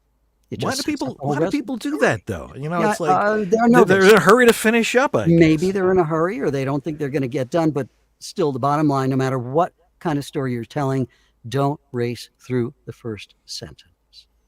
When does a voice actor have to be really worried about speed? So when like, they're doing a commercial. Well, Yeah. the only time is when they're doing a commercial. Commercials are the only part of voice acting that's timed to the second. 5s, 10s, 15s, 30s, 45s, 60s, and every variation thereof. You're timed to the second because advertisers buy time on the air. That's the only part of voice work that's timed. Everything else is not. So no going in, if you don't mind the pressure, the added pressure of timing, in addition to everything else you got to do. If you don't mind that, commercials are for you. Do you recommend having a visual timer, an actual counting timer on screen or on anything like while you're reading? That's crazy. No, because that's artificial. It's kind of like watching your waveform as you're recording, which is just a little bit mind-boggling. Unless you have this perfect synthesis of left brain and right brain, which most people don't have. That said, no. What you do is, first of all, if you're in a directed session, the people at the other end, they're going to have the stopwatch. You have to prepare. You just have to get your timing down before. You have to know what 30 seconds is, what 30 seconds feels like. And you just have to, I call it getting in touch with your inner stopwatch. Time yourself, practice timing yourself, practice feeling what 15 feels like, 30 feels like, 60 feels like. After a while, you'll get it. You'll get in touch with that inner stopwatch. And so when you do a take and they say, "Okay, George, that came out to 56. We need you to be out at 59 and a half." You say, "Oh, okay, got it." And then you do another, and then Dan does a take, and they say, "Good take, Dan, but that came out to 67." You're going to shave off 8 seconds off that next read. Dan How about shaving off 7 seconds of copy? Well, that's the other thing too. Is it? Can you tell them to do that? Spots are overwritten, but we'll get into that another time. But the bottom line for tip number one: don't race through the first sentence. Just don't, because it sets up the whole rest of the story. That said, number two, George, you want to take number two? Have you got the list, or does Dan have it? Absolutely. I have it on the screen right here. I just have to scroll up to it. There we go. The next one is reformat commercial copy. Make each sentence flush left. Easier to read, plus you don't have to deal with big paragraphs or line breaks. That's why God invented word processing. It's because, so what you do is when you get any kind of a script that's in a justified graph, a block, what I call a clusterfuck of text in a box.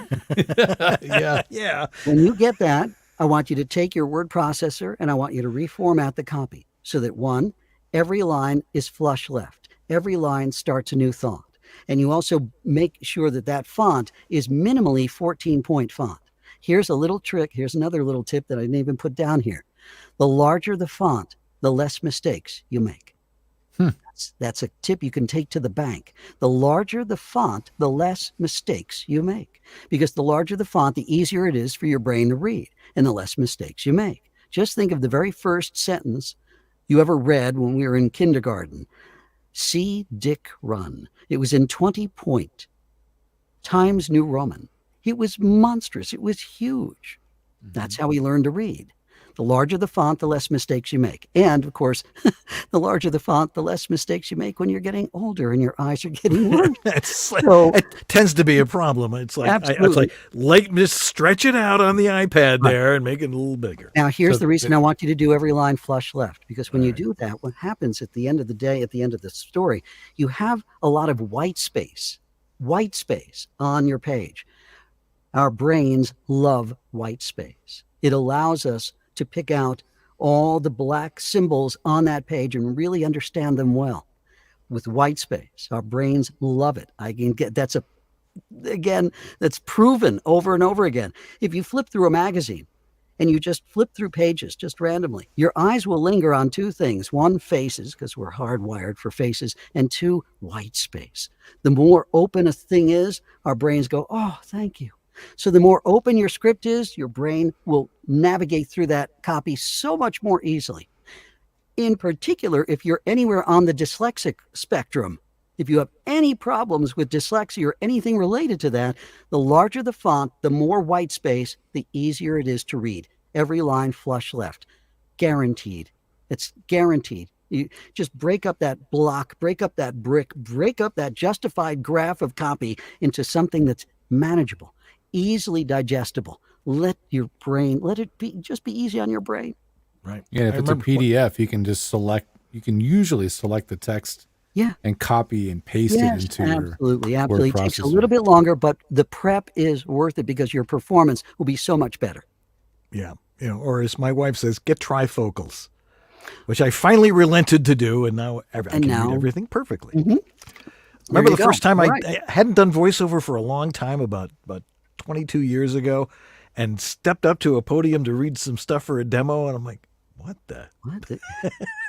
That's when I knew I needed glasses.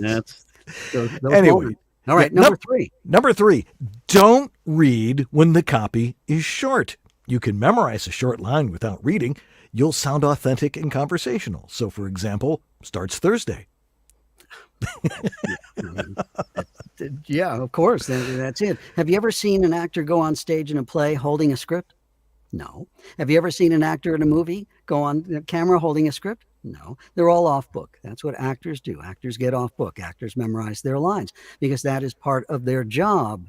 Now, you might say, well, Mark, memorizing VO copy, that's kind of an oxymoron, isn't it? I mean, come on. But the thing is, why are actors on stage and on camera so believable? Because they're not reading. So whenever you have the opportunity to not read, take advantage. In most voice work, you don't have the opportunity to not read. In most voice work, the copy is so dense that taking your eyes off the page, good luck finding your way back. But commercial copy is one of the few areas where you can get your eyes off the page and you don't have to read. There are only 2 other areas where you have that ability. Animation, where you're doing all these different sides and different lines. Hey, Bobby, give me that ball. You don't need to read that. And video games as well, where you have individual lines, single lines, where you can look at the line and then say the line without reading. And that's the thing with most commercial copy, 30 seconds of copy, it's only got, maybe 20, 25 seconds. 30-second spots only got 20 to 25 seconds of words. And they're all short phrases. Do you really need to read them? Starts Thursday. Do you need to read that? If that's an announcement. But I'm talking about just any other thing. Right.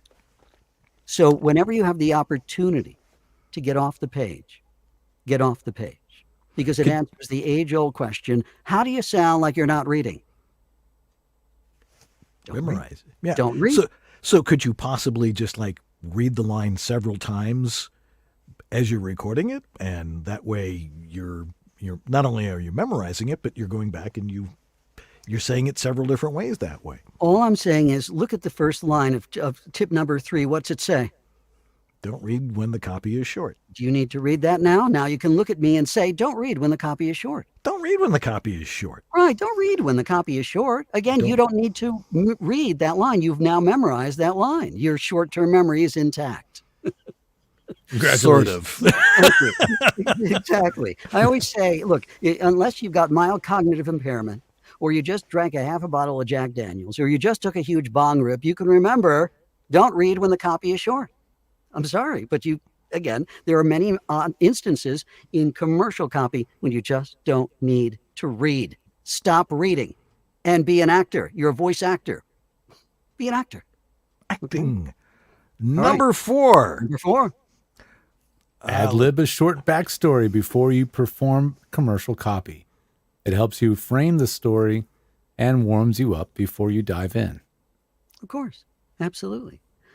I always make a distinction between voiceover and voice acting. Voiceover is 2.9% APR financing for 60 months on all vehicles in stock. There's no acting involved in that. You're a voice actor. If an actor understands who they are and where they are and who they're talking to. That's what all believable acting is all about and has been about from the very beginning. So you need to know who you are, where you are, and who you're talking to. You need to know why you're saying what you're saying. You need to give yourself a reason to say what you're saying. And that reason isn't, I'm a voice actor behind a microphone doing an audition to send it to my agent. That's off the table. That's just artificial. You have to be an actor. An actor understands who they are, where they are, and who they're talking to. The definition of acting, if you boil down to its essence, is what Stella Adler and Sanford Meisner said. It's behaving truthfully in an imaginary situation. That's what acting is all about. Yeah. So therefore, we have to understand that when we are telling a story, we are actors. And we have to figure out who we are in that story, where we are, and who we're talking to. Once you can understand those 3 questions, you understand the story, and you have every right to tell it. But if you don't understand those 3 questions, you don't understand the story, and you have no right to tell it.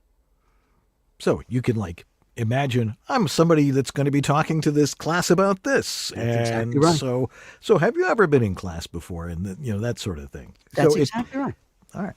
That's exactly right. Understand who you are, where you are, and who you're talking to. What was your pre-life? Why are you saying what you're saying? Frame the story, and then you can tell anything to anyone, anywhere, anytime. All righty. If you're just joining us, we're with Marc Cashman, and we're going over simple tips to just better your career and better your performance style and all the things that go with it. If you have a question for Marc, you can throw it in the chat room of wherever it is you're watching it, whether you're watching it on Facebook Live, whether you're watching it on YouTube, whether it's just sort of snowing down outside your house and you're hearing little bits and pieces through the ether. Write a question down and put it in the chat room, and Jeff Holman will get that to us. Number 5 on our top 10 this week. Who is it? You or me, George? Your turn. My turn. Okay. Number 5. Take a few minutes to warm up your voice. Stretch your facial muscles or your facial muscles. Do tongue twisters. Sing to oxygen and hydrate. All the things you just did not do before you started. I started saying that. Show, exactly. No, I'm only kidding. I'm all warmed up. We've been doing this show for another hour. Yeah. But then this is the most practical thing. Again, you want to, before you go running, you're going to stretch. Before you go to work out, you're going to stretch. Before you do anything where you're in a performance mode, you're going to stretch. And your facial muscles are definitely one of them. And that's an adjunct, a corollary to this is also the opposite. After you've done your performance and you're in front of your computer, your monitor, and you're doing your editing and stuff like that, get up every 20 minutes and get your eyes off the screen. Off the screen, and get up also and start walking around and start sitting, because you're sitting to death. So those 3 things: warm up before you perform, but after you perform, just keep in mind, don't be in front of that monitor for more than 20 minutes at a time. Get up and give your eyes a rest and break, and get up and give your hips a break and your back a break and everything else like that. Okay. Right. It's all physical things to do before and after your performance to keep mindful. Yeah. What's your favorite warm-up exercise, Marc? The NBC announcer test. And anybody can find the NBC announcer test by going online. Just write in the NBC announcer test, and it was 1 duck, 2 swan, 3 4 3 porpoise. squawking I can't remember. geese. Yeah, No. yeah. That's another that's one. the song. But the NBC announcer test was a test that they gave announcers back in the 40s and the 50s to see if they were good enough to be announcers on national NBC TV. The NBC announcer test. I see George is checking it out right now. And George, what do they give you there? This was a test that they gave all announcers who wanted to apply to be announcers on NBC. And then and then of course all the other stations did the same test. And so George, what does it say? What's the copy say? 1 hen, 2 ducks, 3 squawking geese, 4 limerick oysters, 5 corpulent porpoises, 6 pairs of Don Alvarez's tweezers, 7,000 Macedonians in full battle array, 8 brass monkeys from the ancient sacred crypts of Egypt, 9 apathetic, sympathetic, diabetic old men on roller skates with a marked propensity toward procrastination and sloth. And lastly, 10 lyrical, spherical, diabolical denizens of the deep who all stall around the corner of the quo and the quay of the quivery all at the same time. Now, so those are the 10 things that they go. But the thing is, you have to do 1, then 1, 2, then 1, 2, 3, then 1, 2, 3, 4, then 1, 2, 3, 4, 5, then 1, 2, 3, 4, 5, 6, and so that's basically what you had to do. If you could pass that test and you could articulate every single word, they said, okay, that's the baseline. Now read this. And then they give you news, AP wire things and all sorts of stuff that they had there. But the NBC announcer test was the baseline for any. If you couldn't get through that, you're out. You're not even being considered. The NBC announcer test, great warm up, and then of course there's another unbelievable one that'll completely blow your mind. It's called the Chaos. The Chaos, CHAOS, and it is an exercise. It's a nightmare exercise in English and all the different English words that you weren't even sure you knew. If you can get through that, you can get through anything. Alrighty. The Chaos. So that said, so let's see. We think so. Number 6. Number 6. I think that's George. George, your turn.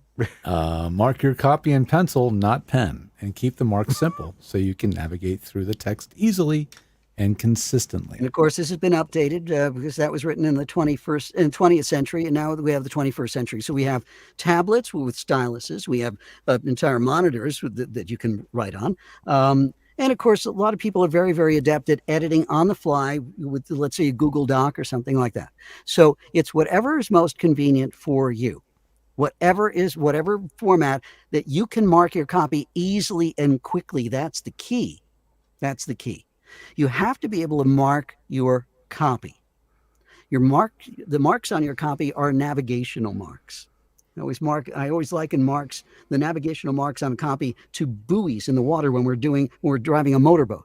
When you're driving a motorboat, you have these buoys in the water that tell you where you can drive the boat, that's safe to drive the boat. If you go outside the buoys, what's going to happen? You're going to run the boat aground. Same thing with marking on your copy. You ignore the marks on your copy, you run the performance, the story aground.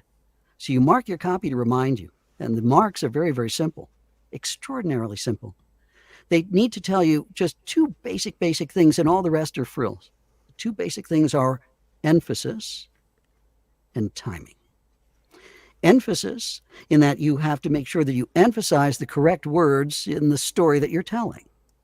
You have to understand what the subject is and obviously emphasize that. Points you're trying to make. You emphasize things. So emphasis is extraordinarily important. And all you need is a simple underline to underline the word you want to emphasize. Very, very simple. You're going to take that same shape line, which is now horizontal, and you're going to turn it this way, diagonal, and that's going to tell you where to take a beat. You need to take a beat. You got to find places to take a beat. I always joke that I never met an actor who didn't like to take a dramatic beat. but you always want to try to find a beat. You always want to give the listener a rest. If you don't take a beat, you're just going to be talking on and on and on and on and on and on. Do you know that there's a 12-step program for people who talk incessantly? There is? It's Well, called I know a bunch of people who should take that. Take a damn breath already. That's right. It's a 12-step program. It's called On and On and On. Thank you. You're here all week. Try the veal. So that said, you got to mark your copy to remind you where to stress, where to emphasize, and where to take a beat. Everything else is extra. It's embellishment. It's your hieroglyphics, however you want to do it. You want to remind yourself to lift a particular word, and you'll put an arrow. If you want to descend on another word, you'll put a downward arrow. You'll make your own hieroglyphics. But your marks are really, really extraordinarily important because your marks keep you consistent from take to take to take. And if you are inconsistent from take to take to take, the director is going to tear what little hair they have left out of their head. All righty. All right. So mark your copy. Mark your copy. By the way, if you say my name 3 times fast, you'll sound like a hair-lipped dog. Mark. Yeah, not that was my dog all the time. Yeah. Yeah. I was doing it last night with Mishka. I'm like, very tasty. And she was like, what? God only knows what I was saying to her. Anyway, number 7. Yeah. Number 7. I think that's yours, Dan. It is. Yeah. Your smile is the promise of a good experience. When people hear you smile, they think they'll enjoy it too. Absolutely. Every advertiser, the smart advertisers, want to leave the listener. Their goal is to leave the listener with what they call a positive emotional response. A positive emotional response.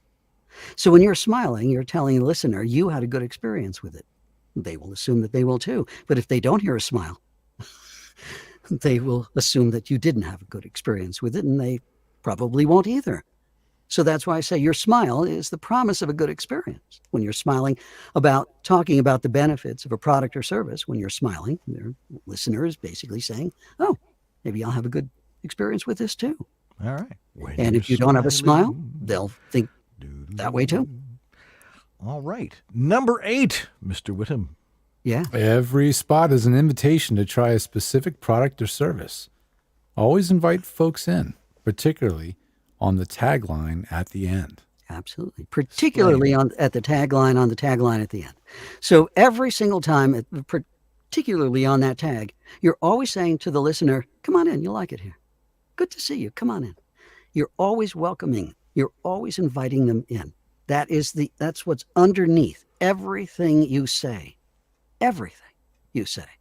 You're inviting them to try the product, inviting them to listen, inviting them to see, inviting them in. And it's got to be sincere. It has to be sincere. As they say in Hollywood, always be sincere, even if you don't mean it. Thank you. You're always trying to veal. What's a good way to sound sincere? What's a good technique for that? Be sincere. Yeah, even if you're not sincere. Even if you're not sincere. Fred Allen also said if you took all the sincerity in Hollywood and you jammed it into a flea's navel, you'd still have enough room for 2 caraway seeds and an agent's heart. Thank you. That said, again, how do you sound sincere? Be sincere. I'm sorry, but that's I know it sounds very facile, but it's just that simple. Be sincere. Don't sound phony. All righty. And Penny Abshire had a wonderful tip. The most classic tip in the world in voice work, and everybody's heard it. Tell me, don't sell me. Absolutely. Just tell me. That's all you got to do, and be sincere. Number 9. Number 9. I think that's George's. Number 9. No, it's mine actually. Oh, it's yours. Oh, that's right. That's right. Yeah. We're going. Okay. Yeah, right. This is a great one because I actually do this one. Ask 3 story-related questions to understand what you're talking about. Mm-hmm. Who am I? Where am I? And C, who am I talking to? And then I usually add, when am I talking to them? And that sort of thing. Does it really matter when? It can, maybe it's the middle of the night. It might be the middle of the night, but is that case you normally? talk Does that normally happen? No, it doesn't. Unless it's very story specific, when is just one thing you don't have to worry about. But who, where, and what? Yes, absolutely. And you can always find out what you're talking about if you just find the subject. I always remind my students, the formal subject of any story is the name of the product, the name of the company. That's the formal subject. Find the subject. Once you find the subject, then you can tell the story. You know exactly what it is you're talking about.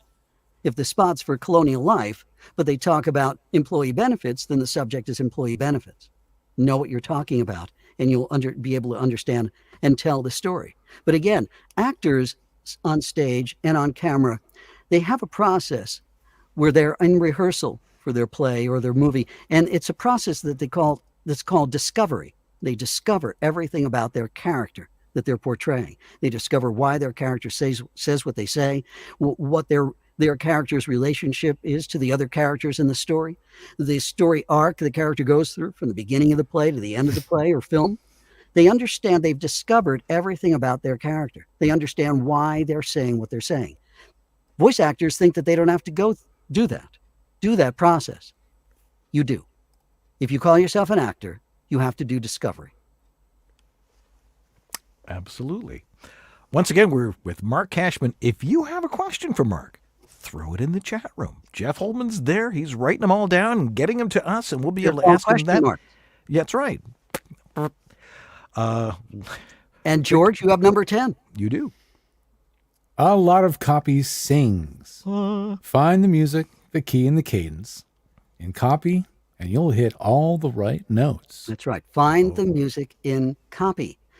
I find that a lot of my super successful students are musical. They were singing in the choir, they were singing in the car, they played piano, they learned how to play guitar, they were musical. Now, does that mean that you have to be musical to be successful in this business? No, but you still have to have a goddamn good ear. And you have to at least be, well, I guess, not tone deaf, right? So bottom line is, if you are musical, you have an advantage in this business. If you're not musical, and then you're going to be doing more what I call left brain stuff. You're going to be doing more directional knowledge as opposed to musical knowledge that you can apply. But if you're musical, everything in music is in copy with one exception. Everything in music, keys, sharps, flats, whole notes, half notes, quarter notes, dotted notes, rests, pianissimo, forte, legato, staccato, everything in music is in copy with one exception, and that is time signature. We do not talk in a steady beat. We talk in a cadence. We talk in an ebb and a flow. We get fast, we get slow, we stutter, we stammer, we do all sorts of things, but we don't talk in a rhythm. But everything else in music is in copy. And if you're musical, find it. Find the keys, find the notes, find the cadence. If you're not musical, listen. Remember what you guys were talking about with the Q&A before? How do I develop my ear? Listen, listen, listen. Listen to people you admire. Listen to people you respect. Listen to people you look up to and say, oh my God, if I could be one fraction as good as this person, I'd be happy. Listen, be inspired. Listen and listen to the music, because some of the most amazing voice actors you hear and say, wow, Mike Rowe, perfect example. Everybody loves Mike Rowe, Dirty Jobs, Mike Rowe, beautiful voice, beautiful baritone. Everyone says, wow, what an amazing narrator. He was an opera singer. He was an opera singer before he got into narration. That's what I'm saying. If you're a singer, if you're musical, you're going to be able to you have a leg up. You have an advantage over those who are non.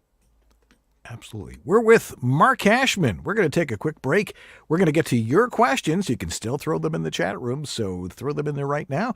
So stay tuned. We'll be right back, and we'll talk a little bit more about good performance technique with Marc Cashman here in VoiceOver Body Shop. Don't go away.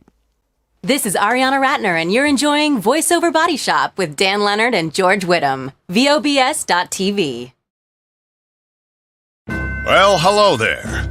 I bet you weren't expecting to hear some big-voiced announcer guy on your new orientation training for Snapchat, were you? This is Virgin Radio. Well, okay, we're not that innocent. There's jeans for wearing and there's jeans for working. Dickies, 'cause I ain't here to look pretty. She's a champion of progressive values, a leader for California, and a voice for America. It's smart. It's a phone. It's a smartphone. But it's so much more.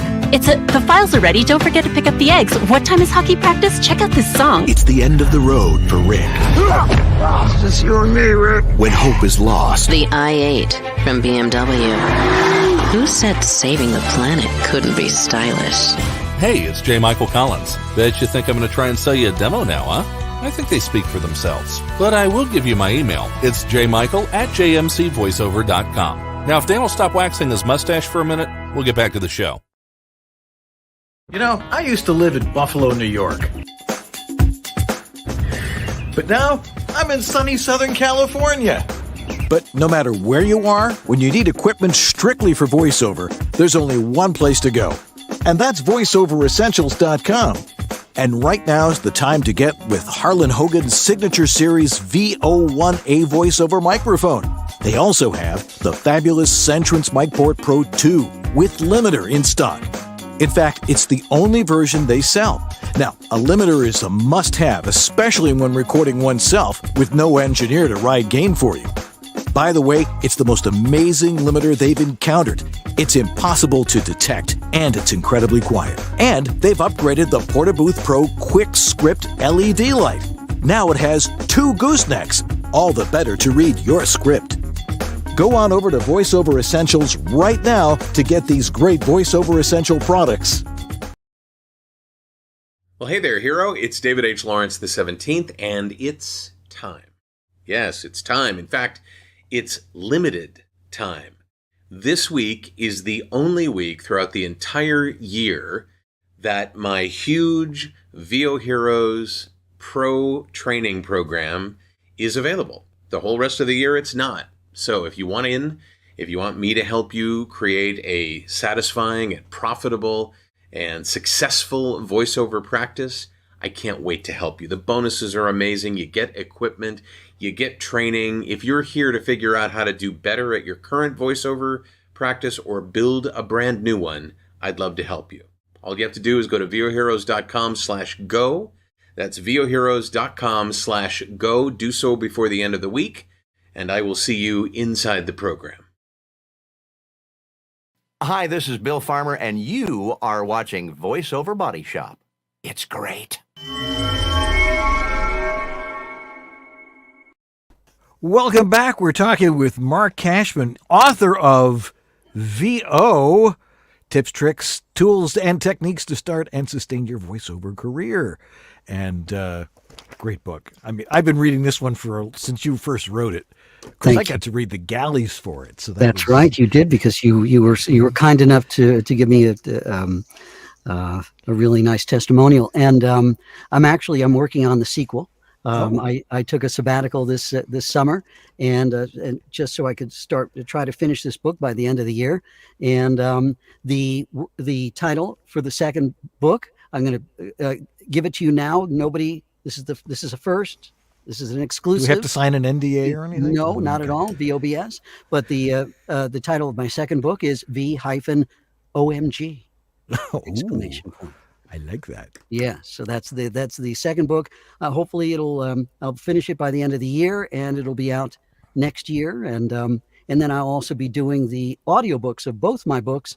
So 2023 is going to be a real banner year. I've been working hard at it, and so I'll be debuting a lot of things next year. Excellent. All righty. Well, you ready for some questions from our vast worldwide audience that is tuned in tonight? Oh, yes, absolutely. We'll start with Jeffrey Hedquist. He says, Jeff, I just tips for delivering the guy next door conversational read. Yeah.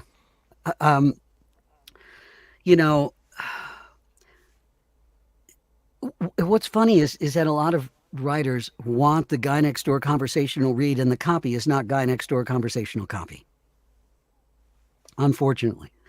So that is a matter of just really working with a great acting coach who's going to be able to show you how to throw away a lot of copy. When we first got into this, we were constantly taught to billboard this and billboard that and stuff like that, and highlight this part of this benefit and that, and all these copy points that they were doing. But a lot of it now is thrown away. And when I say thrown away, it's just not, again, not overly stressed or emphasized. And there's a lot of upspeak and a lot of copy. It depends upon, again, who's doing it. So overall, how do you get the conversational guy next door read? You listen and rehearse and listen and rehearse and listen and rehearse, and work with a great, great acting coach, an acting coach who's going to be able to give you and help you get to be competitive with current reads that are on the air now. Guys who have beautiful, deep, resonant voices like Jeff, and Jeff is a colleague, and Jeff and I have known each other a long time, and I've worked with Jeff, and he's on air and just beautiful, beautiful speaking voice. A lot of people in our business have to learn how to just relax and not sound as announcery as they used to. Yep. Especially it's not easy. It's not. I'm not saying it's easy. Yeah, especially if you were an announcer. George, you get the questions. One question from Brad Avenue. You get number one. He says, hey guys, here are a handful of questions from Mark. One, the first, based on your 25 years as voice talent and producer, what observations do you have about clients and producers you are working with? Yeah, both the good and the bad. You know, it's interesting. I've been doing this for over 44 years, and I can literally count on one hand the number of assholes I've met in the industry. Cool. And worked with. Literally, even less than one hand. Virtually everybody I work with in the business is smart, got a great sense of humor, super creative, and easy to work with. Why? Because they have a career and they want to continue working. So they want to make sure that they are easy to work with and that they're not assholes. So the great thing about our business is that, you see, we don't work for a boss. We don't have somebody dangling a paycheck over our heads every single week. And we can't tell the boss, screw you. But we're freelance talent. And if anybody disrespects us or anybody acts like an asshole, we say, fuck you. I don't want to work with you. That's it. And you just drop them as a client. So the bottom line is we get to pick and choose the people who we want to work with. We want to work with smart, creative people who are respectful, organized, professional, and aren't wasting our time and are going to pay us what we're worth. That's the people we want to work with. The other people who don't want to do that, we cut them out of our lives. We don't work with them. Does that kind of answer your question? Yeah, that answers that one. Okay. What was the other ones? There were a couple of others? Yeah, Brad's second question. The GVA rate has a great rate guide. Do you spend time explaining business basics to clients, i.e. broadcast, TV, digital, radio, project versus lower non-pro? I mean, when I talk to people, I give them a whole lecture like, there's this tradition in Judaism. It's like if someone wants to convert, a rabbi has to say 3 times, are you sure you want to do this? It's like a vampire inviting you in. That said, rates. Look, there are after rates. There are GVAA rates, which a lot of people use for a lot of non-union rates, which are terrific. So it's always, I'm glad that there are union rates because that sets a minimum. Here's what I want people to remember, voice actors to remember when they're putting a quote together and they're giving a client a price as to how much it's going to cost. They're not just buying you. They're not just buying your voice and your talent and your performance. They're buying 3 things. They're buying your voice, talent / performance. That's one thing. They're buying your studio time, which you put together, your entire studio and all the equipment inside of it. They're renting that. That's the second thing they're buying. And the third thing they're buying is you as a producer, director, and editor. They're buying your editing time, your producing time, your production time. Talent, studio, production, they're buying 3 things. So when you give them a quote, you itemize the 3 things, let them know they're buying 3 things rather than 1. All righty. You get number 3 there, Jorge. In preparation, lifts/edit/versions ? Do you have a strategy for educating those clients and for getting them to consider consulting the GVAA when setting their voice budget? Yeah, that's boy, that's really getting into the weeds in terms of negotiations, and that's something that you need to get straightened out ahead of time before you even get into the studio, and that's why sometimes it's always good to have an agent, because your agent can take care of that. All that stuff is technically what your agent is supposed to do, is negotiate on your behalf. If you have to negotiate on your own behalf, you better be armed and ready to answer any questions and justify everything there and make it as clear as possible. If it's too complicated, sometimes it's just worth it to just walk away sometimes. Dealing with people who are difficult to work with, sometimes it's just better to say, you know what, it's not worth my time, all this stuff going back and forth, whatever the case may be. If it is worth your time, you got to figure out a way to make it clear and simple and stick to your guns. Absolutely. Grace Newton has a great question here. Says, Mark, I remember you have specific thoughts on not punching the word "and." Will you share that with us? And she continues. She says, I see a lot of copy where a sentence begins with a conjunction, like "but." Always. How would you approach that? I see now.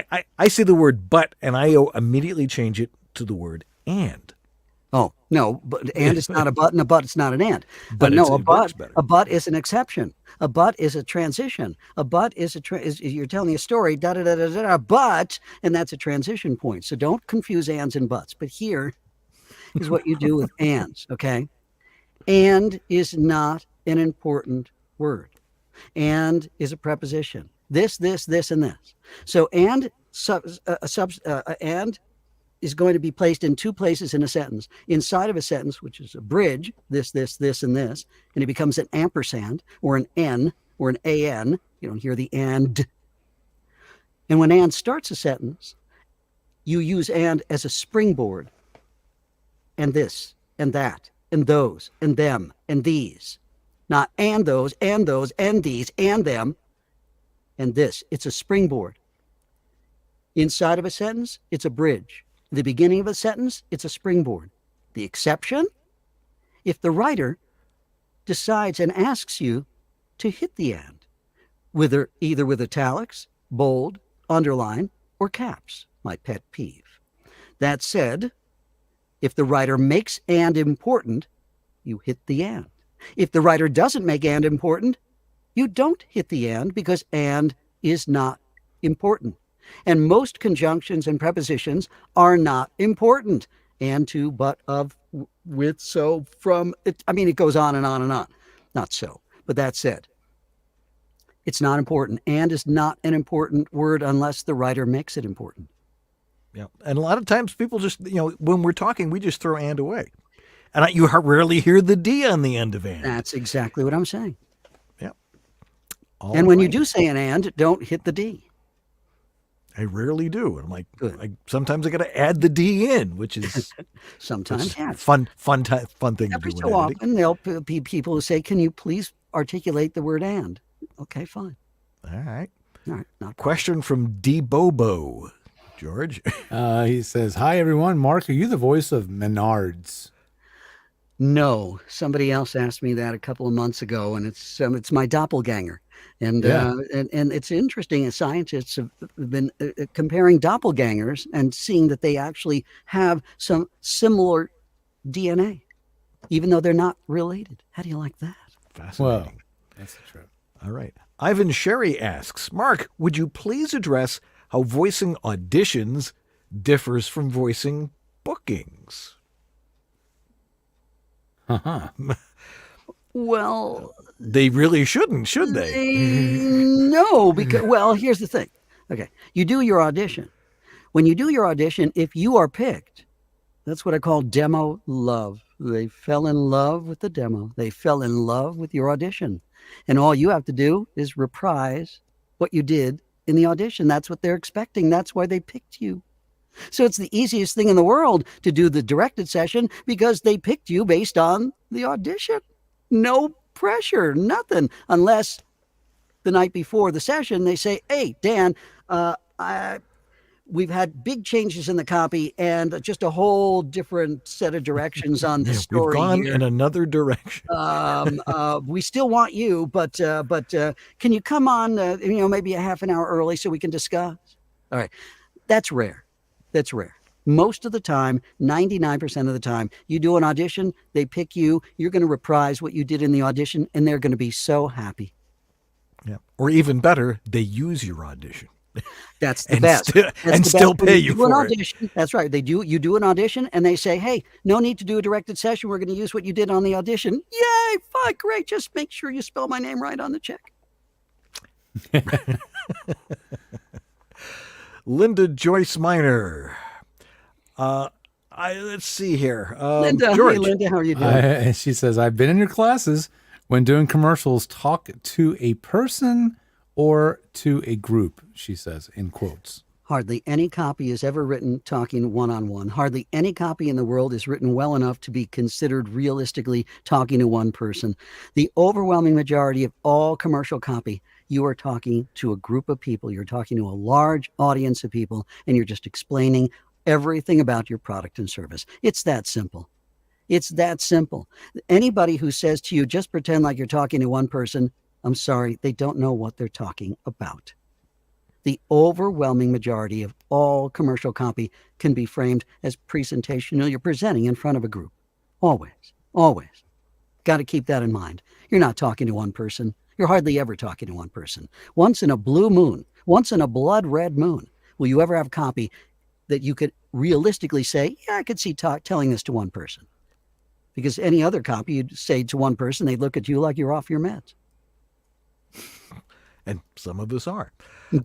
J. Horace Black has the last question. Mr. Here. Black, how are you doing? Hey, Mark, Dan, and George. You You mentioned having a welcome or try this mindset. What's the general approach for the announcer of radio TV spots? Approach for fast tags, other than saying them, boy, there's a lot here. Other than saying them clearly and quickly, is there a general approach for legal fast tags? I've been getting a few auditions for these lately, and these specs, real guy with great legal skills. No pressure. Just be cool, calm, collected, and glide through with a brisk, upbeat, matter-of-fact vitality. do what they said. Yeah, that's all you have to do is just do what they asked you to do, and then you'll be fine. No, there's no, other than post and doing a little, time compression for a legal tag. You're just going to go as quickly as you can possibly go, and hope you don't go over. There's live anybody who's on the air is people. It's funny.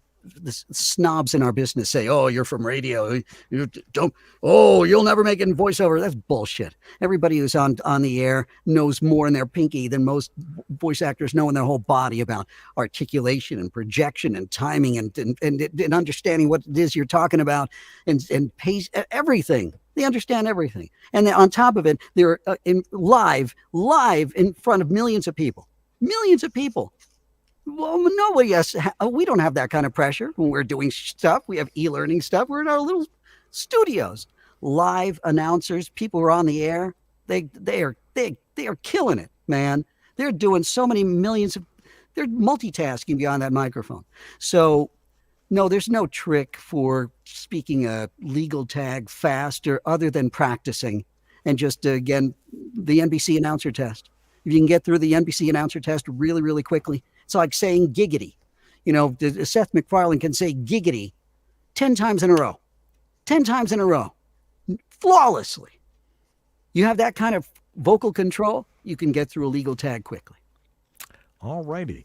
Marc Cashman, author of VO.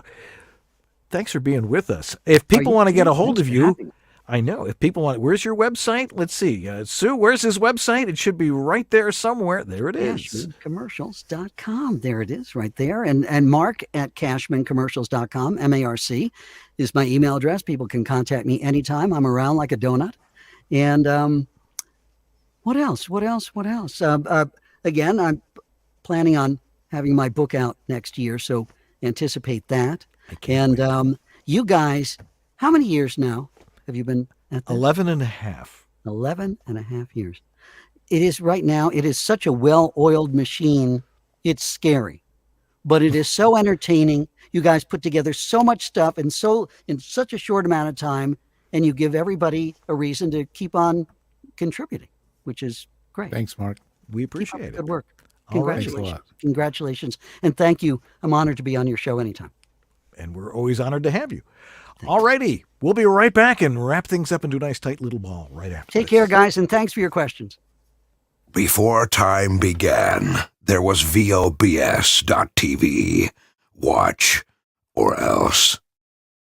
In these modern times, every business needs a website.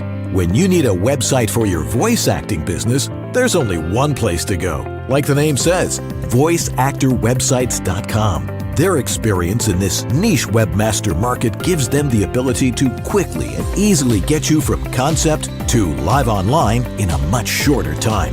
When you contact voiceactorwebsites.com, their team of experts and designers really get to know you and what your needs are. They work with you to highlight what you do. Then they create an easily navigable website for your potential clients to get the big picture of who you are and how your voice is the one for them. Plus, VoiceActorWebsites.com has other great resources, like their practice script library and other resources to help your voiceover career flourish. Don't try it yourself. Go with the pros. VoiceActorWebsites.com, where your VO website shouldn't be a pain in the you-know-what. It's that time of the show where we talk about Source Elements, the creators of Source Connect, which is a tool for pros who want to record voice actors all around the world. That can't be in the studio. And of course, that's been a big part of life for the last couple of years, not being able to be physically in the studio. The beauty of this technology now is that a lot of the work that could have only been done by actors locally in the city or where the studio is can now be cast and be performed by actors anyplace. And that's a huge pro of having tools that are this well respected, this reliable, and sound this good. You know, the fact that now voice actors can do the kind of work that traditionally had to be cast and done in the local city can now be done remotely. And that's Source Connect enables that. If you want to get into using Source Connect, if you want to be familiar with it, you want to start playing around with it, head over to source-elements.com and sign up. Get your account started, get the 15-day free trial, watch the tutorials, absorb all the learning content there, and get started so that you understand how it works, and you'll be ready when that next job comes along that says must have Source Connect. Thanks for listening. Thanks for sponsoring us. And we'll be back to wrap up right after this. This is the Latin lover narrator from Jane the Virgin, Anthony Mendez, and you're enjoying Dan and George on The Voiceover Body Shop. All righty. Well, that was a rush hour of voiceover tips. It's always Great a fire stuff. hose with Mark. Yeah. Fires of knowledge. Absolutely. Let's see here. Next week on this very show, we'll have Tech Talk number 86, which is an hour of just amazing stuff, all the stuff that we know. Make sure you tune in for that. We'll have that out next week. The promo, I'm not sure which one I'm going to use, but we'll see. You've got a webinar coming up for Twisted Wave tomorrow? Yeah, it's tomorrow. If you do miss it, don't worry. It's always recorded and available for pay video on demand that you can catch later. But either way, whether you watch it live and show up tomorrow at 3 p.m. Pacific time, that's September 6th, or if you missed it and you want to catch it in reruns, they're always going to be at the same place, georgethe.tech/webinars. And that one's going to be on audiobook narrating using Twisted Wave. Excellent. Twisted Wave, great for long format narration. Great program for that. We need to thank our donors of the week, of which there are many, many, like 949 Designs, Jonathan Grant, Casey Clack, Christopher Epperson, Sarah Borges, Philip Sapir, Tom Pinto, Shelley Avellino, Brian Page, Patty Gibbons, Rob Ryder, Greg Thomas, A Doctor Voice, Antland Productions, Shanna Pennington Baird, Martha Kahn, Don Griffith, Trey Mosley, Diana Birdsall, and Sandra Manwiller. All righty. Thanks to our sponsors, Harlan Hogan's VoiceOver Essentials, VoiceOver Extra, Source Elements, VOHeroes.com, VoiceActorWebsites.com, JMC Demos, and WorldVoices.org, the Industry Association of Freelance Voice Talent. Thanks to Jeff Holman. Lots of questions tonight. We love it. We love it when people are tuning in when we do it live and give us those live, in real-time questions. So thanks to Jeff for doing all that great work there. Sue Merlino, hopefully things are a little cooler where she is, our technical director. Let's say it's down to 100 here in my backyard. So it's cooling off just a little bit. Thanks, Sue, for a great job tonight. And, of course, Lee Penny, just for being Lee Penny. Well, the voiceover business ain't easy. But we're here to help you with your home studio and bringing you the people that can give you all the great tips and making sure you are the best you can be as a voice actor. In the meantime, it really comes down to this. If it sounds good, it is good. I'm Dan Leonard. And I'm George Whittam. And this is VoiceOver Body Shop, or VOBS. Have a great week, everybody. We'll see you next time. Stay cool. Bye.